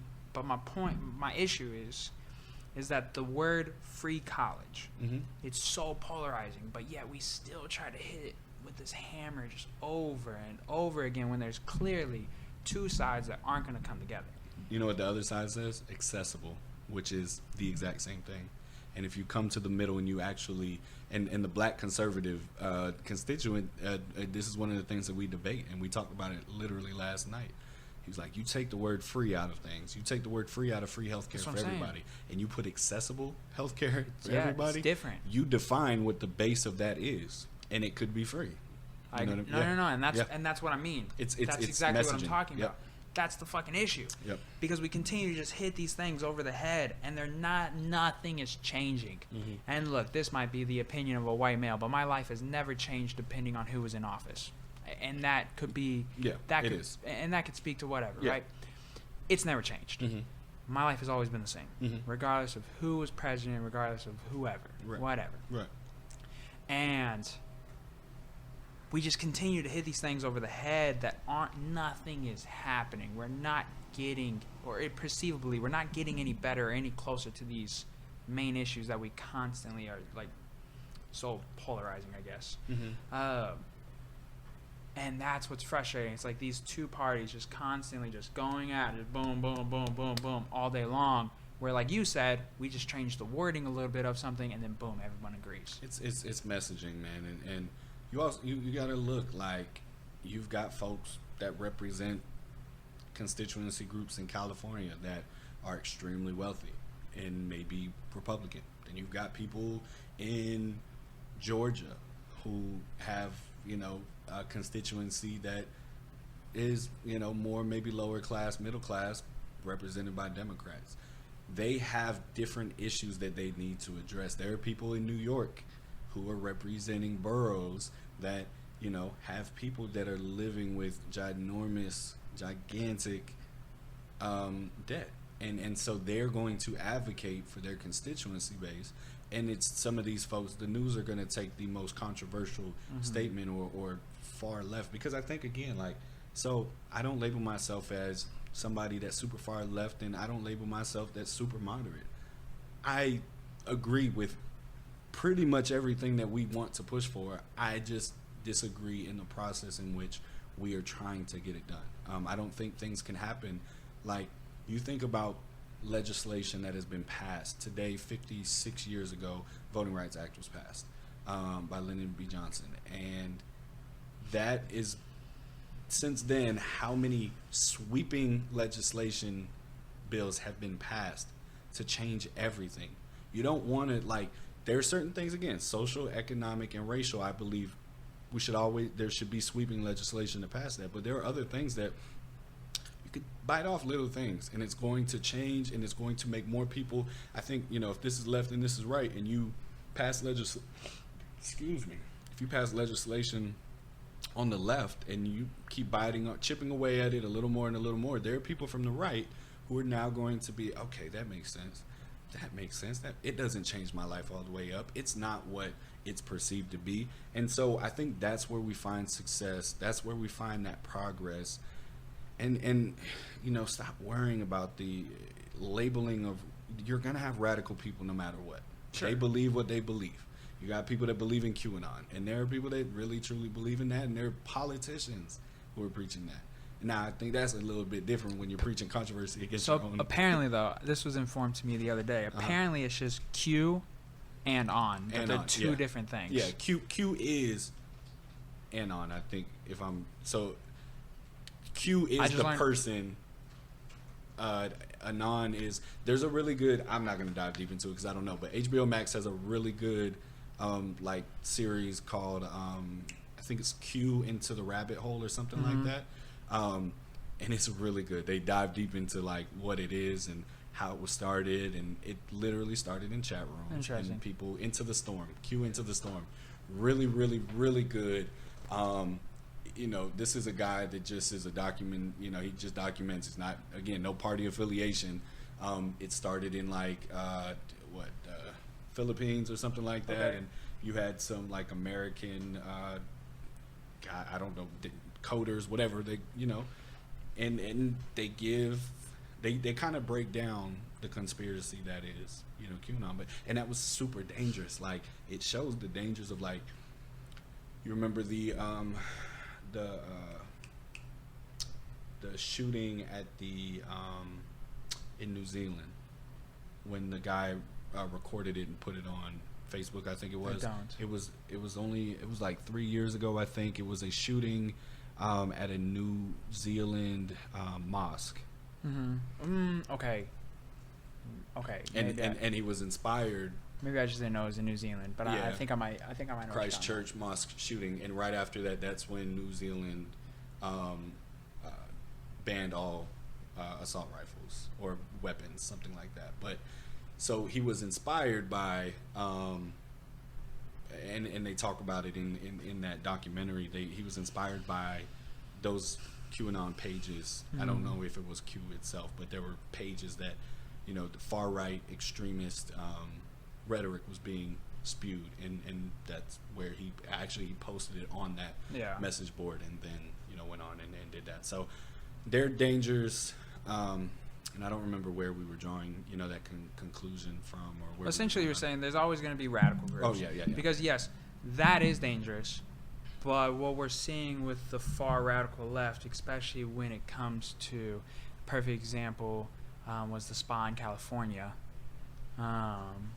With a man who transitioned to be a woman, was walking around in the spa in the women's bathroom with his dick out, and a mom was there with a little girl who didn't want to see that, and so the spa kicked the dude out, or woman, excuse me, kicked the woman out, and those employers or employees were attacked by the trans group and the trans activist group, and they were attacked and hit by skateboards, and it was violent, and they're both equally as issues. So what we're seeing in Portland, how they're burning down the whole city and the mayor can't leave. Yeah. Like how he was completely with them, and then he changed his mind, and then now they want to burn the whole motherfucker down to the ground. Well, yeah, I mean, I don't support any extremist actions. I'm a strong supporter of protest, not protest that turns violent. I'm also an ally to the LGBTQIA+ community. And I think with that, and that is something that realistically, I think that community understands, and they have every right to fight and advocate for rights. But it's harder for folks to come along. I mean, it took me, I was not educated about a lot of it until recent years, because we didn't you think back to like Killeen High. I mean, we had a whole bunch of LGBTQ folks. And we just didn't, I mean, it wasn't out there. Like, we just knew, like, all my friends in all my senior year, all my friends were gay women, like, all of them. Sure. And so looking back then and then to where I'm at now, and just understanding, at the end of the day, I think if we all try and be allies more, now there are certain situations like that in California. I don't know all the information about it, but there has to be things in place to protect other, we need to try our best to protect everybody. Yeah. Young lady, right. But we're seeing a biasness to the left when it comes to certain actions, though. Mm-hmm. Perfect example was, because like you said, all for protesting. Mm-hmm. I am as well. Mm-hmm. Do as you please, as long as you keep it within peaceful, right? Mm-hmm. So a week before the George Floyd murder, there was a lot of like anti-mask protesting, and like the CDC, the government was telling them, hey, like, this isn't safe. Like, we're in the middle of a pandemic. You can't be out doing this. Right. But then a week later, George Floyd happened, and there was the Black Lives Matter rally, and like you said, both should be able to protest, right? But the government narrative was completely different during the BLM rally, and they were like, yeah, as long as you're out there doing the protesting, you're good. But a week before that, protesting wasn't allowed. So we are seeing a biasness in the media. When I said the big things that need to change, racial, social, and economic justice. But you can't. Nobody said no, and actually say what you're going to say, because I think I was just going to say that if we're truly valuing public safety and public health, then you can't tell one group they can't protest and then be for the other group's protest. Just from the broad sense of public safety in the middle of a pandemic. I know probably what you're about to say, and I don't necessarily disagree. You gotta let me say it before you don't disagree. Well, what I'm saying, one we can say was maybe more important than the other. However, they both have the rights to do 100% what they were doing. Folks that were anti-mask protesters were not being arrested because they were protesting for not wearing a mask. We also got to look at the two differences of what we are protesting for. I myself put on a protest in Killeen that had over 3,000 people and was the largest peaceful protest at the time, and the largest one that we've had in anywhere near the area. And not one person that we had heard back from or was reported that anybody got COVID, and nobody died, and there was no damages. It was just beautiful. And now there again are certain things that I'm going to draw the line on, and I'm going to pay more attention to the racial justice issues, especially when it's involving our police. And I think you should have been out there. I do think you should have been out there. But the people a week ago being told that it was against public safety, and even if you did or didn't, I don't know necessarily how we would get that information. We also weren't, we didn't die, we weren't super deep in, we weren't in quarantine anymore. We were. No. But we were still peak. We were peaking. We were peaking. We saw a massive spike after the BLM movement. No, we didn't. In COVID. No, we didn't. No, we didn't. We can pull it up. Yeah, pull that up. Because we didn't. I know that was talked about. We can pull up the track. Yeah, I know it was talked about. It was last May, June. COVID spike after Black Lives Matter movements. Let's see if that pops up anything. Yeah, there we go. Did events like protests? Let's do top one, because that's a pretty non-biased organization. Boom, boom, boom. Did any of these contribute and now close to a mandate? Black Lives Matter. It's yet to be conclusive evidence of large-scale spread from the events. Now, scroll up to the top real quick. I just want to see what the date on this is. July 8th. So this is about 2 months after. So again, I think there was information that was spread. Now were Black Lives Matter's movements particularly the safest? No. Were there cases that came from it? Yes. But I think, again, I don't think that, was it irresponsible to have a protest? No. Health-wise, yes. I would even say. Oh, yeah, okay. During that time frame. Sure. That's right. And that's what I was getting at. But it was the moment. You know, one of the tough things about being an activist and an organizer is that moment is you can't miss it. If you remember years before, Michael Brown, Trayvon Martin, like there were protests, but it died down very quickly. And so the civil rights movements of 2020 and the diversity that it was something that was extremely important.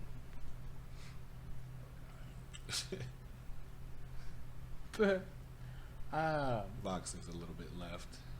I wouldn't. Forbes is middle. No evidence there have been protests. Yeah, so I mean we're seeing basically the same thing. I'm sure if we typed in different ones we might get different views, but it didn't. It was clearly stated that there weren't spikes, and so maybe we saw things later on, but also at the time who was protesting? It was young folks. And at the time, that is when information was saying that COVID-19 was not really truly affecting you and me, and it was affecting older folks. So again, I don't disagree with the point that you're making. I feel what you're saying, and everybody should be heard.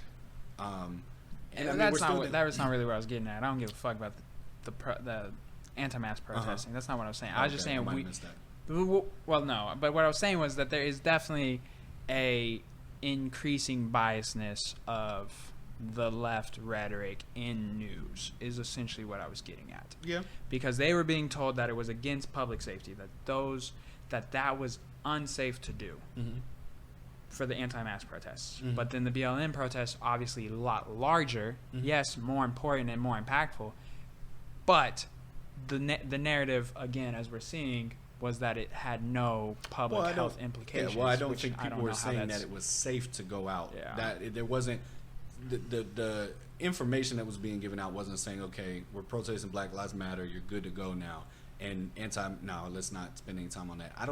I'm pretty sure if we typed it in, we'd find stuff of probably Fauci himself saying we probably shouldn't be protesting right now, and I don't disagree. We shouldn't have been protesting, but that is where racially folks were like, I don't care if there's a pandemic outside.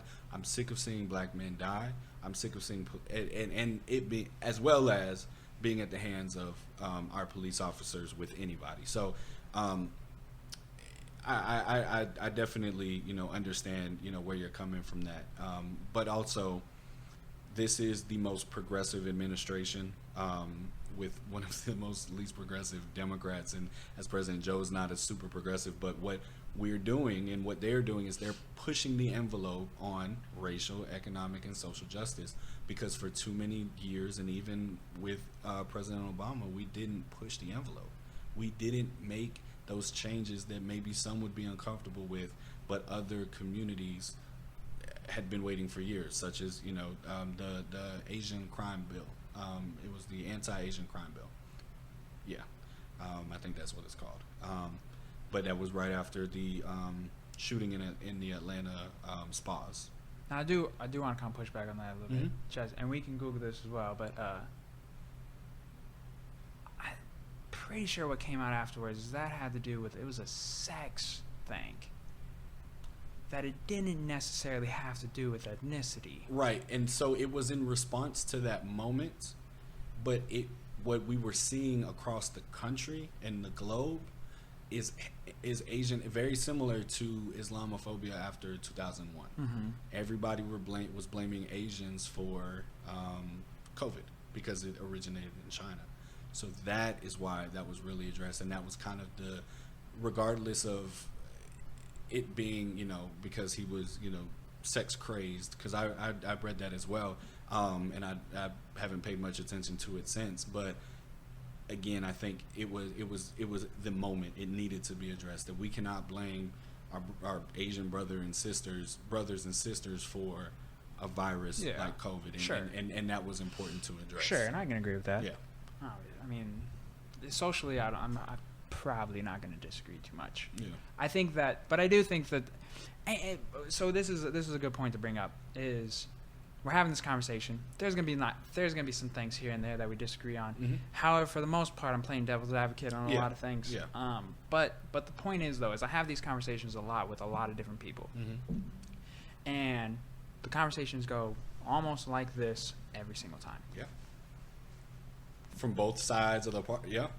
Where are we being torn apart? Like, who's representing us? We're agreeing. Who's representing us? It is time for young folks to run for office, to be in these leadership positions and make these decisions, because our generation agrees. And I'm not saying that everybody in the generation before us don't agree, but there are more of us now that are allies, that agree, that understand that everybody's rights are important, and et cetera, et cetera. And so that is what we need to point out, is that, because again, I 100% agree with you. All the time I have conversations with conservatives. Let's talk about Second Amendment rights. I don't believe that we should ban assault rifles. I think we should ban weapons that can be modified, or the modifications to make a weapon an automatic rifle, or considered an automatic rifle. I think that we need universal background checks. And absolutely, 9 out of 10. I can get down with that. 9 out of 10. The banning guns things we can go back and forth on a little bit, but the background check 100%. And I want to go back and forth because when you talk to, again, I'm bringing back my guy. He's one of many, but I think we have the most. He has the most influence on conversations when we have them. We agree on universal background checks. This is a veteran. I don't think anybody would disagree with that. There are. Well, I'm saying you should. Yeah. That should be a. He is a veteran who served in multiple wars, who served in the Air Force and in the Army, and loves his guns. But at the end of the day, he doesn't believe that those who shouldn't have guns are getting them. Now, what we have, the tough conversations that we need to have. Am I worried about a veteran who, was a marksman in the military and health checks out and everything, has an automatic weapon? No, because they're not using it against people. Am I worried about the fact that it would be government overreach if I say that you have to contain your weapon or put it in what are they called? The gun. Like a case? Well, not the case, but safe. Yeah, like you have to have a gun safe with. Because my worry is not him. My worry is the kid who breaks into his house, who finds an automatic weapon and then sells that on the black market, and trickle down into it getting into the wrong hands. So we have to have things in effect for not those who are responsible gun owners, but for those who are irresponsible with the guns that they get their hands on and use them to hurt or to financially benefit themselves. That is where, and I think when we have more conversations about that, now not everybody, even in my party, are going to agree with that, but I'm from Texas and I understand and respect our Second Amendment rights. I have my own gun.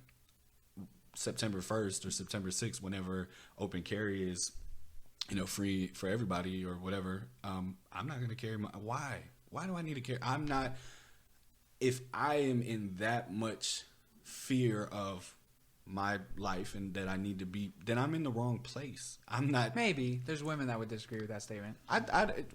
Right. I think that's totally different. Are women that would disagree with that statement? Yeah. I mean, but again, someone was attacked, Bachelor Creek Trail, 5 minutes from here, in broad daylight. Mm-hmm. Now, are you guaranteed that you're protected because you have a gun on your hip? Maybe you may. No, there's possibilities for sure. why can't she go get a CHL? So I'm not talking about the open carry part. Yeah. Gotcha. Yeah. If I wanted a CHL, I'd go get a CHL. Sure. But I still, sure, it's the open carry part for me that's like, all right, well, now it's like, we are not requiring anything but a driver's license to go get a gun and put it on your hip. And that's where it gets dangerous. Because, again, it may not be those people that are carrying it, because I don't think more people are going to carry just because it's open carry. I think now we run into a situation where, again, now everybody has a gun. Maybe you don't carry it inside a building with you and it's in your car and your car is broken into. And now somebody has a gun that probably is stealing and knows, or whatever it may be, they have gotten their hands on something that otherwise they would have to go through a process to get. So just protecting our process of guns being accessible to, because even veterans would say, when you talk about universal background checks, PTSD shouldn't be like a derogatory mark towards veterans. Also, I think everybody has PTSD. From something, maybe. Something. Sure. In our generation, it's possible. 100%. I think majority of us, from the school shootings to what we see on TV, to social media, 100% in some way have maybe a different form. I don't want to discredit someone who. Well, I'm not discrediting. I think there's 100% different levels to PTSD. But even these veterans will agree that everybody in some way or shape or form has PTSD. Now, we need to define PTSD. We need to create systems that protect not only the person with PTSD, the veteran with extreme PTSD or whatever, but the family and the people around him or her. And those are responsibilities of us in our community and our electeds. And so creating that to benefit them, what I talk about, the representative from New York may not agree with, because in New York, it's like a federal crime or something like that to have a pistol. It's extremely hard. So it's also in Chicago. They have one of the largest in Chicago rates. Right. And you're right. And so I'm glad that you brought that up, because we've seen that completely getting rid of them is not, and it's not, that is not the answer. Again, I think that is, however you phrase it, ignorance or just misinformation.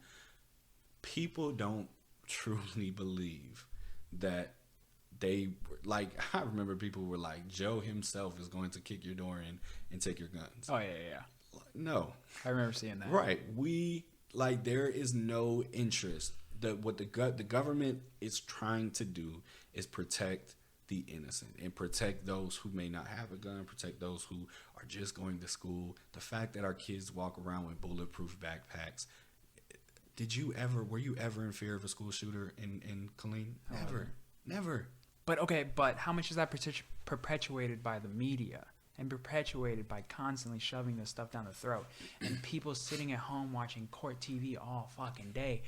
Because statistically, we live in the safest time to be alive. Mm-hmm. However, the one exception is mass shootings is up. Mm-hmm. Everything else is down. Mm-hmm. We live in the safest time to be alive. Mm-hmm. Yet there is this constant stigma that this is not a safe time to be alive. Mm-hmm. And I think it's just because we have lost a real sense of community. Mm-hmm. We don't know who lives near us. Right. Because people love to bring up how in the 70s they didn't lock the doors. Right. How there's more robberies in the 70s than there are now. Right.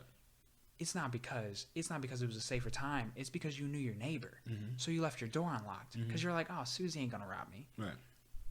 So now people lock their doors because they don't know who lives around them. Mm-hmm. We've lost this sense of community, and that has come a little bit from social media, making people a little bit more antisocial, or making people feel like everyone's at their throats, making people scared of conversations like this because they're so scared to say something that's going to trigger that 1% that you see on social media that's the loudest. Yeah. That you're so scared to say one thing that you're going to trigger that person, and that person's just going to lose it, and that you can't have these kinds of conversations respectfully. Yeah.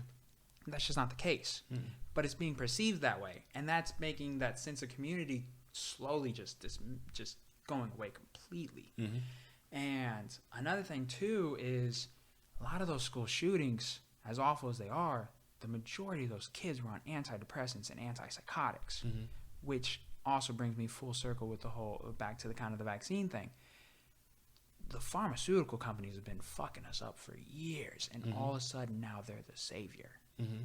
But we have seen over the last multiple years with whether it's antidepressants, antipsychotics, painkillers, we're seeing them kill people. Right. We're seeing them kill people. These same, maybe not the same exact companies, but they're all probably the same. Well, I could if marijuana was the solution to COVID-19, then I totally feel you, and I'm stepping out in something that has been controversial nationally for the last couple cycles, but we're pushing for legalization of marijuana.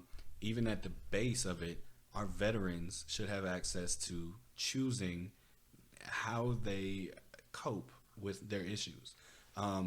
In states that marijuana is legal, veterans are able to tell their counselors and doctors, their primary care doctors, that they are smoking marijuana. If a veteran here in Texas told their counselor, they may lose their disability. Isn't it medical? It's medically allowed here now, though. Not fully. Not fully? Okay. There's programs that are in place, but it's not medically legal here. Okay, not so completely. You have many, in 9 out of 10, veterans that I talk to in Killeen smoke weed instead of taking the prescribed opioid, antidepressant, as they probably should, and psychedelics that are being administered by these primary care doctors. So when you talk about legalization, just at the base of it, I mean, for veterans, it's a no-brainer. You said psychedelics. I think you meant psycho. It's psycho. Oh yeah. So painkillers. So, psycho. Not painkillers. The antidepressants, the antipsychotics. Psychoactive medication, I believe, is the word, but I could be wrong.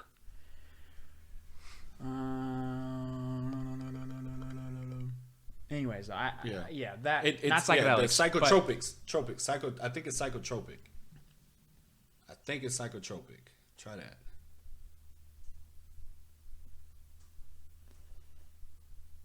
Boom. Yes. Good job. Psychotropics. Boom. Okay. Yes. Sorry. Yeah. So thanks for correcting me. And those are harming people bad. Worse than what they went in. Right. Way worse. Yeah. Those medications make you so numb. Mm-hmm. And yes, there's a very small percentage that need those medications. Right. But it's not a blanket. At the rate they're being distributed is insane. Right. So, you talk about it on a medical level. We have data. We've been doing research at a national level of marijuana. So what we're going to advocate and call for is that, because we're in a place, especially here in Texas, that states' rights is so important.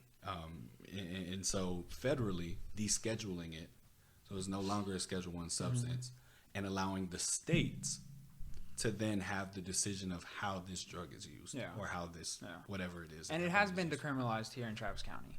Right. And Williamson's still some assholes, but. And we are working to have it decriminalized. It'll be on the ballot in 2022 in Killeen to decrim marijuana. And that's one of the reasons why I'm going to run on legalization as well. Because one, not only does that turn voters out, because that's an issue that some people only care about. They don't care about the economic. They don't care about anything. I'm for it, dude. Yeah, they don't care about anything else in politics. But that helps so much. That helps stopping people going to prison who don't need to be to be in prison, who they got caught with a joint.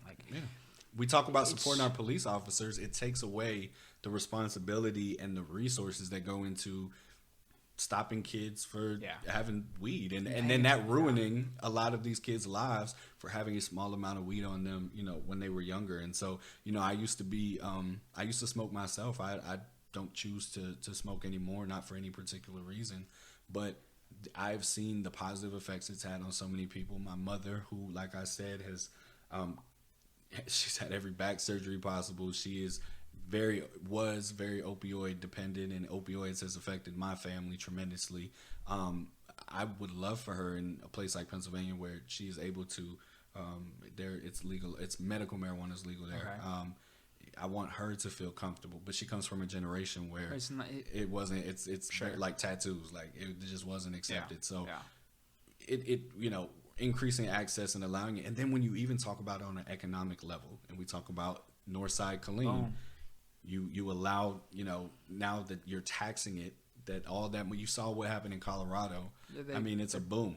so much money. Yeah, so and you're not money. hurting anything. So, you know, I'm all for that. We're Because gonna if you can drink alcohol and smoke cigarettes that kill thousands of people every year, alcohol is one of the few drugs that you cannot quit cold turkey. Mm-hmm. It will kill you. Mm-hmm. You have to weed yourself off. Mm-hmm.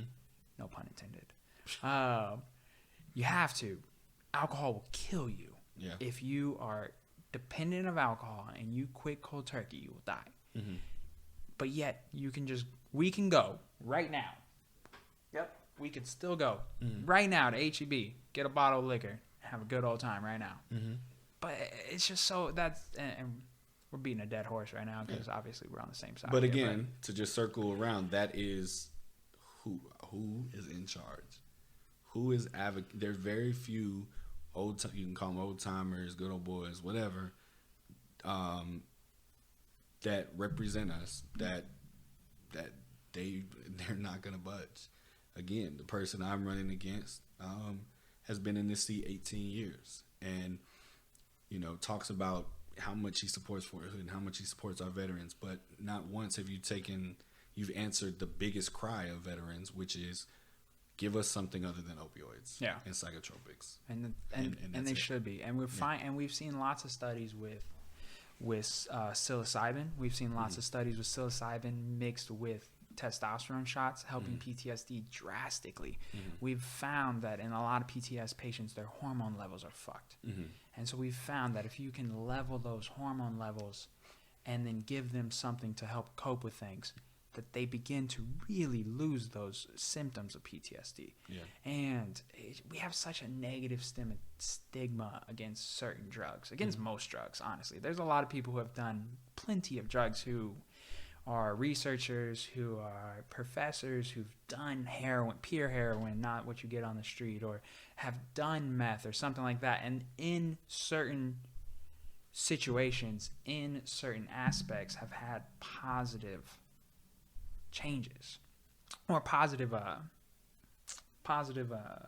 effects from it, or positive experiences. That was the word.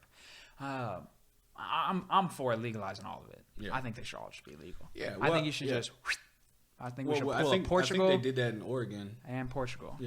I think we should just pull a Portugal and it's free for all. So I would be, and I can play devil's advocate here, is I would be on the other side of that because I'm not educated enough about it, but I've been affected by it. My mom, my biological mom, when I was 11, died of a heroin overdose. So, one thing we always have to, look out for and make sure that we're protecting is, maybe. What stopped that? Hold on, sorry, I don't want to cut you off. Well, I was gonna say maybe because I heard pure heroin is obviously different than street heroin. Correct. But pure heroin is a different cost than what street heroin is. So those who are dependent on, we are always going to have that with the other scheduled substances. You're always going to have the name brand and the off brand because of the price difference. It's no different than going to your doctor right now and getting painkillers. Right. Well, that's why we can agree on marijuana, because that's the same concept as getting heroin and opiate. That is a form and derived from the same products that make heroin. Right, by people that are trained to create the drug rather than in a pot, but also trained to in keep the kitchen with some baking soda. Yes, but that's the point, right? So if you legalize heroin, the actual form of heroin, you now have to go to that professional to get that actual drug in which you're going to get in a dosage that is proper. However, what you just said, mom died of an overdose, right? Obviously had too much, and also she didn't have in there. She didn't have too much. She tried to take what she had went to jail for something that had to do with that, and when she got out, she took the same amount that she normally took. So her body. Okay, so it was a period of time. Yeah, she tried to. However long it was, she tried to just bounce back to where she was. So she didn't steep it up. She didn't push the limits. Yeah. She just went back to where she was. Okay, yeah. and that's awful. Right. We don't want anyone to die from that. Right. But if you educate people, what's more likely to happen? are you more likely to go to CVS? So this is my understanding of how it kind of works in Portugal, and I could be wrong, but this is somewhat of my understanding. You go to the store, the CVS, the drugstore. You walk in, you say this is what you want. Mm-hmm. They read you everything that could go wrong. Mm-hmm. Kind of like a drug commercial that we see, right? Mm-hmm. But more serious. They tell you exactly what could happen. And then at that point, you have the choice to decide if you want to put that into your body or not. And they give you a reasonable dose. Dose, right? Ron, people always think like if we legalize all drugs, every motherfucker's just going to start doing heroin. No, because we can get weed now. Mm-hmm. It's not that big of a deal. You can get weed. Mm-hmm. And people still choose not to do it. Mm-hmm. Which is perfectly fine. Mm-hmm. So people are still going to choose not to do it. People are going to do it. People are going to do it or not do it, regardless if it's legal. Mm-hmm. But if it's legal, we can then better control the situation. Is that government overreach? Man, I mean, see, is it? That's what I'm saying. Like, but is it? I don't know. I mean, I don't know. Look, again, yeah. I mean, I think you're going to have the people on both sides, but that's what you have to be careful with in politics. Mm-hmm. Is these conversations because I'm a firm believer in the government having a hand in certain things that we do. Mm-hmm. I think that it comes with benefits, and other people disagree. And so when it comes to stuff like that, you've got to look at how people are going to look at it, and that's the game of politics in a whole. Is how in this district, how are people going to react to the legalization of all Schedule I drugs or all scheduled drugs, whatever it may be?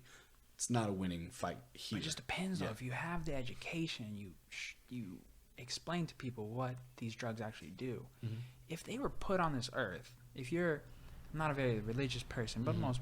most people believe in some kind of higher being, and mm-hmm. I'm more spiritual than I am religious. Mm-hmm. If they were put here on this earth they were put here probably for a reason. Mm-hmm. We're finding the benefits of psychedelics. We're finding the benefits of marijuana. All these things naturally occur on this planet. Mm-hmm.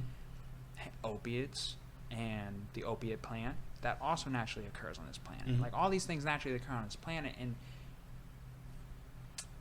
I don't know where I was really going with that. But I don't know. We're seeing the disaster of the 1970s and the 1980s of the drug war that we started. We're just seeing how disastrous this has been. Mm-hmm. And I feel like we have to get away from that narrative, begin to educate people about drugs, and get rid of that kind of negative stigma, because a lot of those drugs are healthier alternatives than what we are getting. Right. If we have the education and we have the research through our federal government, then and that goes for everything. Like, I believe that everything should be. I think everything stems from education. 100%. And what we go back to, how long does it take to educate a generation or to influence a generation? It's 12 years of education. What are we teaching our kids in schools? The fact that here, just on the state level, we are pushing back about teaching leaders in protests such as Martin Luther King, Susan B. Anthony, Cesar Chavez, and in a sense whitewashing our education system. They even went so far as to what that bill, which now died because today they ended the first special session, but what the Senate had passed was the State House Senate, they had passed saying that you cannot teach in school that the KKK was morally wrong. What do you mean? Yeah, like, that was crazy, right? Yeah. I was pretty, like I said, I was pretty happy with how everything was going in this state for the most part up to that abortion bill, mm-hmm. and then what transpired afterwards with the education bill. Mm-hmm. How do you feel on the voting rights one? Oh, that wasn't. Yeah, that's still all of that has happened this session. That wasn't. Yeah. I don't follow that as much. I have a very brief understanding of it. Right. Kind of limiting polls, changing how you can vote, et cetera, et cetera. I think you should just be able to fucking vote online. Everyone should just be able to vote online. Just be able to vote online. It should be easier. It should be easier to vote. Or at least at the shouldn't be harder. At the very base level, being able to register online. what you have to go through. We can get down with that. Yeah, because I mean, you've got to make sure that there are servers that are making sure that folks aren't like who you are. Because I do believe that you should in some way identify who you are. Bro, if I can deposit a check into my banking account, or I can withdraw money from my bank account online, we can figure out that. But also somebody can get into your bank and that's gonna be with anything. Play with your money, right? So that's why I think I have no issue with how we are voting in person, but I think what I had to go through to become somebody that can even register you to vote. I'm what you call a VDR, voter deputy registrar. I had to go get sworn in at our elections office in the county after going through a whole class to then just take a piece of paper to you and get you to register to vote. Then I have to take that paper myself back to the elections office for you to be registered to vote. Or you can go up there and do it yourself. People aren't going to go up there and do it themselves. Yeah. People also don't write shit on paper anymore. Yeah. And there are many states that just do online registration. That would register many, many, many more voters. The whole point of it, you don't want as many voters. If everybody in the country registered to vote tomorrow and there was an election in 2 days, a Democrat would win every single seat. I think just overall, there are more Democrats in this country than conservatives. It's never going to be the case. So what conservative legislators do is things like gerrymandering, things like restricting access to the polls, things like wanting to implement partisan poll watchers. Those things infringe on the accessibility of voting for the minority, which would be the Democrats in this situation. So, we don't have to dive deep into state house stuff because I'm running for Congress. But I'm not educated enough to have a conversation about the voting aspect. I'm just not. At the end of the day, it should be easy and accessible 100%. For everybody to vote. I'm for that. Period. Yeah, and abortion, that bill's crazy. I am religious, but my mom had me at 12 years old, and I was supposed to be aborted. I mean, she was 12 years old. She couldn't raise a child, and thankfully I had grandparents that can adopt me. But I believe that a woman has every right to decide what she does, with her body.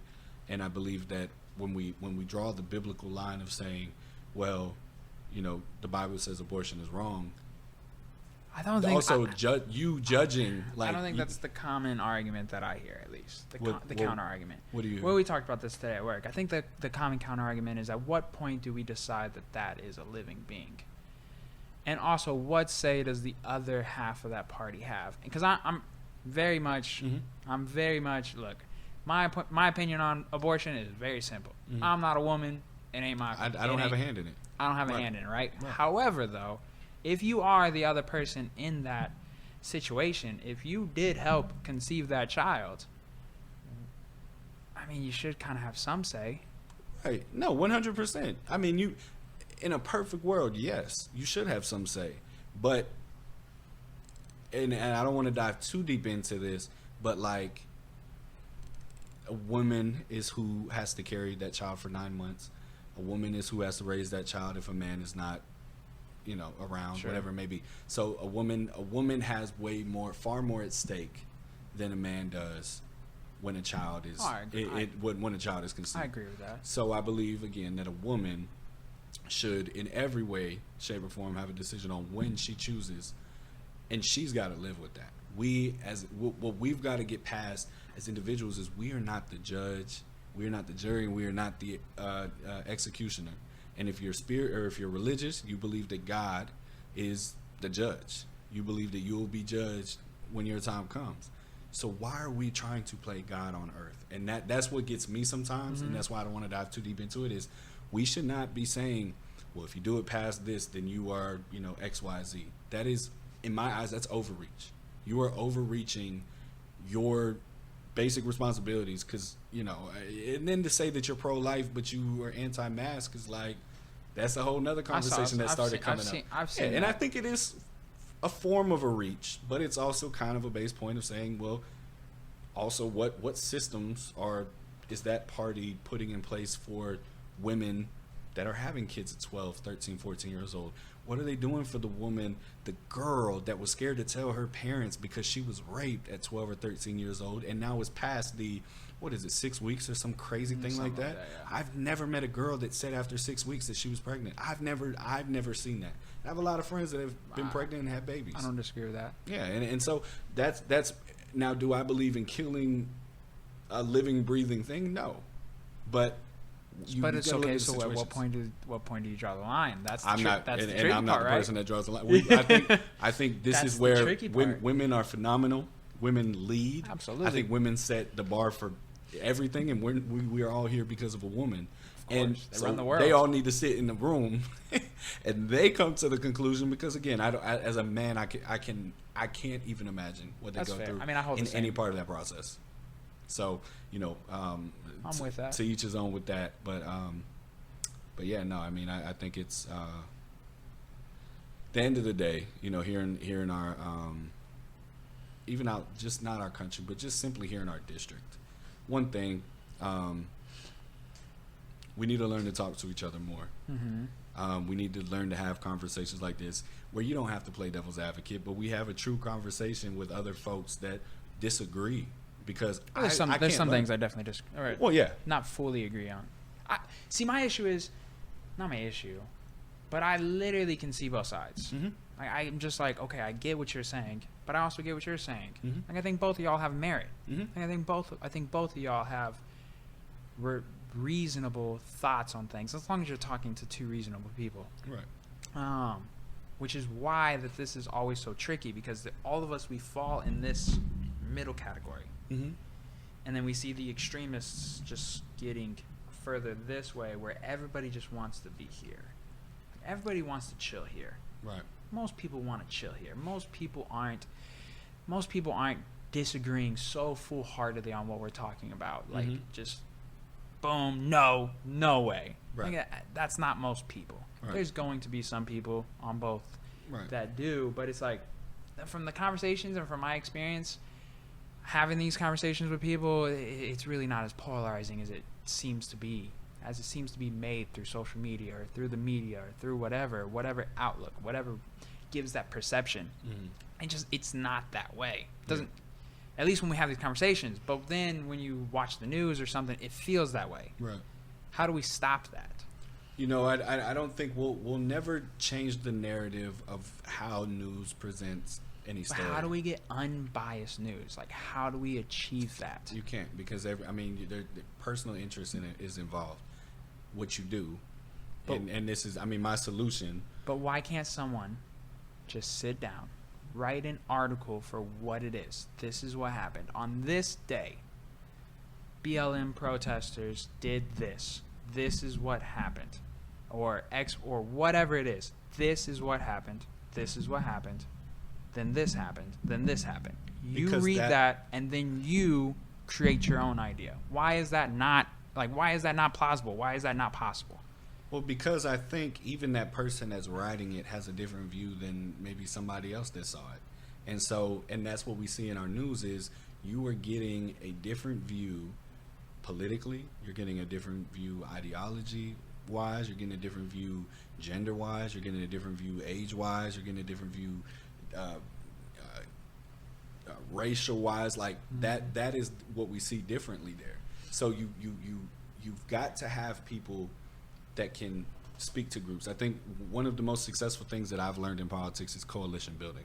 And what it does is, for instance, when we were in Georgia, and what I believe flipped Georgia blue in the last election was we built coalitions. And so we went to black communities and we placed black organizers in these communities, and we identified black leaders in these communities who spoke to more than just one or two people, church leaders, business owners, local electeds, whatever it may be. And they built that trust and that infrastructure there in that community. Same in the Asian community and in the Latinx or Spanish, Mexican, however you refer to that community, LGBTQ, all of those.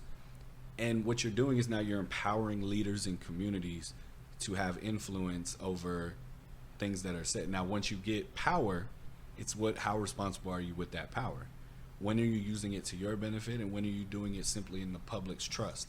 And that is where we have we've kind of moved away. We've sat back in the background, because when something happens and you want to hear from your local elected, when has your local elected said something that influenced you at all? Never. Because one, you're not looking for it, but two, it's not on the news. You're not hearing it because he's not doing it. I think, you know, when you're in a position of public trust, you are that voice for the people. And it sounds cliche, but it's true. Like, is it really? That is your job. And so, you know, again, I think us being active and involved in our elections, being active and involved in our day-to-day life in every level of government. I go to city council meetings in Killeen. I do not own property in Killeen yet, but I go and I want to know what we're doing with planning and zoning. I want to know what we're doing with this, what we're doing with that, because I should know. I live here. But I'm the youngest person in that room every single week. And I've never, you know, it's very hard to pull people out there. Now, are there other things you may have to do? Yes. But what takes an hour out of your Tuesday evening to just come and get an update on where your city's at? That's the same for every level of government. If every young person votes in this district and they say it's me, say they want to vote for a young person, I'm the youngest person in the election and they like me. If every single person that's young, and that's between 18 and 33, goes to vote, we win every single time. But that's not what happens. The bases that vote are usually middle-aged senior citizens and white men, you know, and so they are making the decisions for all of us. And we are allowing them to make those decisions because we have every right to go vote. We have every right to get registered. We have every right to get involved in our political process. But we don't think it's necessary. That is your responsibility as an American citizen, is to vote. It's a responsibility. It's not a freedom. It is a freedom, but it's not only, you know what I mean, like jury duty. It's your responsibility. If you're called to jury duty, you should go to jury duty. Does everybody do it? No.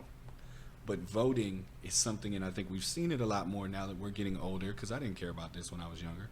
But we're seeing it a lot now when we're older, when it has to do with your taxes, when it has to do with if you were a veteran, it would have to do with your access to the VA. It would have to do with your everyday life. The stimulus package, however you may have felt about that, that came through the House, that came through the Senate, went back to the House, and then got signed by the president. That these systems are here for us, and I think we need more people that speak for us.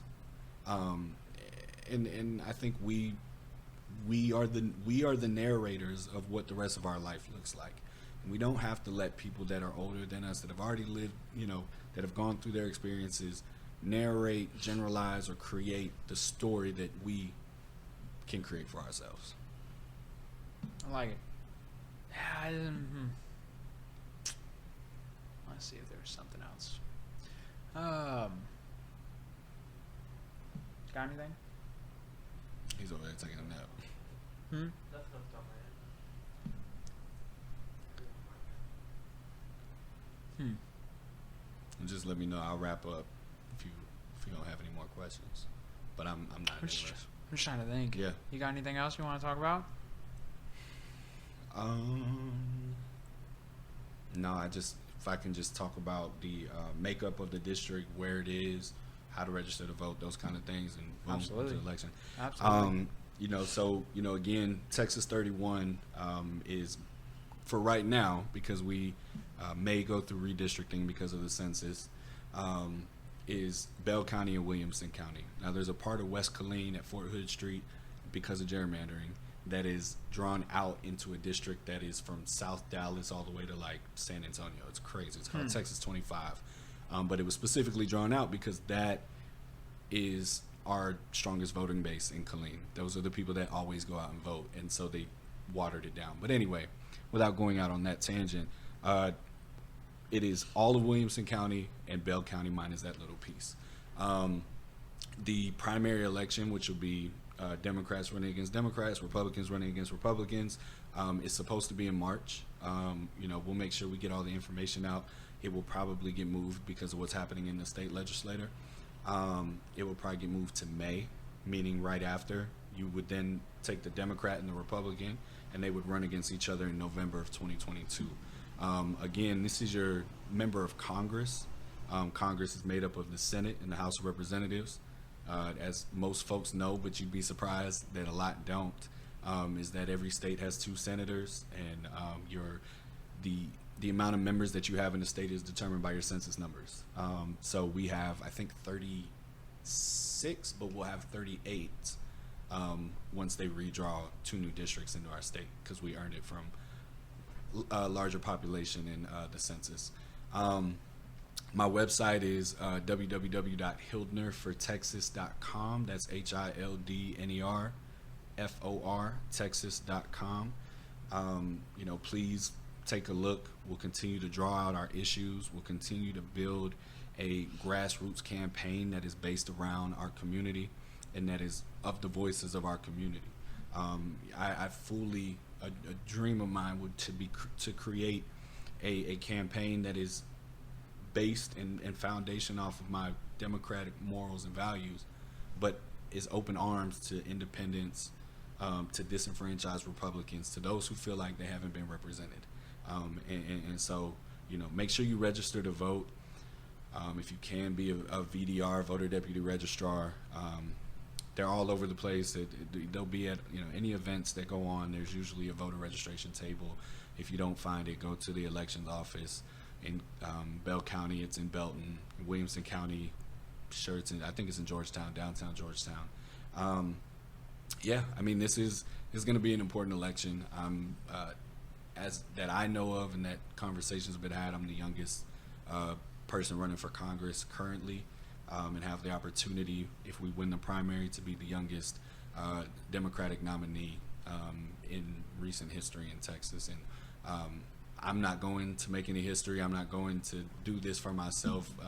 There's very few pros that come out of throwing yourself in public office, but I think we have a lot of opportunity out here, and dreams and aspirations that for too long have not been heard, and it's time that we kind of take it back and create a district that represents all of us, the diversity of all of us, the potential of all of us, and the positive things that we have here in this district. So I appreciate you for having me. I salute to you and everything that you've been doing, and that's one of the reasons I wanted to come out and talk to you. Is I love what you're doing with the podcast. I think it's phenomenal. I think it needs to reach more ears. I think it gives a perspective that young folks aren't hearing. I think you're showing that you don't have to be a celebrity to get your voice out. And whether you believe it or not, you are influencing folks with every topic that you're talking about. And I think this one's an important one that we don't talk about enough in our young circles. Thank you. Yeah. For one, I appreciate that. Yeah. For two, also got to give it up to this man too. It's not all just me. This guy over here is crushing it. He's doing all the tech side. Ginormous help, man. Yeah. And to wrap it up, look, I can get behind. We'll probably disagree on COVID and a little bit of the things and things like that. But for the most part, I can get behind a lot of what you're saying, and I can appreciate the fact. And I think it's because you came from that balance. I think you came from that balance. You had Republican parents, you had Democratic grandparents, and I feel like that balance is so important. Yeah. Because, like you said, you don't necessarily want to go and ban everybody's guns, like kind of that extreme rhetoric that we hear. Third one. And you don't want. There's certain things, and I still think that, and this could be my assumption. However, I still assume that you aren't necessarily into a bunch of handouts. You definitely still appreciate the hard work. Yeah.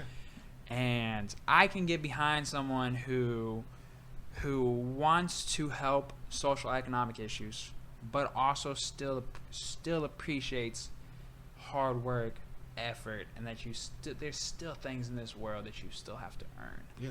And you still have to go out and earn those things. And you still got to put forward the work. You still got to put forth the effort. Once these systems are in place to help people that you're trying to help, we still have to encourage those people to go out and still be hungry, to still go and give that effort, to give that hard work. And you still got to put in that effort. We can't, things can just not be just given out. Yeah, there's got to be an even playing field to start. Sure. Now, I'm not saying that everybody deserves millions of dollars and everybody deserves to be broke, but you got to start somewhere, because that's the equal opportunity that we talk about. And you know, so maybe there are free things that incentivize those things, but regardless, at the end of the day, you're working, you know what I mean, to get to where you want to be. I'm all for equality of outcome, but I'm not for equality of outcome, but I'm not for equality of opportunity. That's what it is. I'm for equality of opportunity, but I'm not for equality of outcome. Right. You have to put in the work. Yeah. And as long as that's still there, as long as we still appreciate hard work and we still want to do these things, I have no problem helping people. Yeah. But it gets to a point where, like, some people just don't want to help themselves. Yeah. And those people, we have to. But we also got to pull. How do we say? Pull them up by their bootstraps. That's the old term. I mean, you know, I agree that you can't always stay and you can't force somebody to want it, but you can definitely try and get them there. Sure. And I think we are a better country when we pull people up by their bootstraps. Sure. And not everybody's going to want that. And you know, that's the hard truth. Yep. But the realistic one is, you know, offer that hand. Go talk to your neighbor. Go take them some cookies, something. Meet people. Be respectful. You know, and we get back to the country that I think we grew up in as kids. We've never been perfect, and we won't ever be perfect. And that's why we strive for a more perfect union, and that starts with your responsibility of going out and voting. Yes, sir. Being active. It's a perfect way to end it. Yeah. Thank you so much, man. All right, brother. I really appreciate it. Thank you, man. We'll see you next time, guys. All right.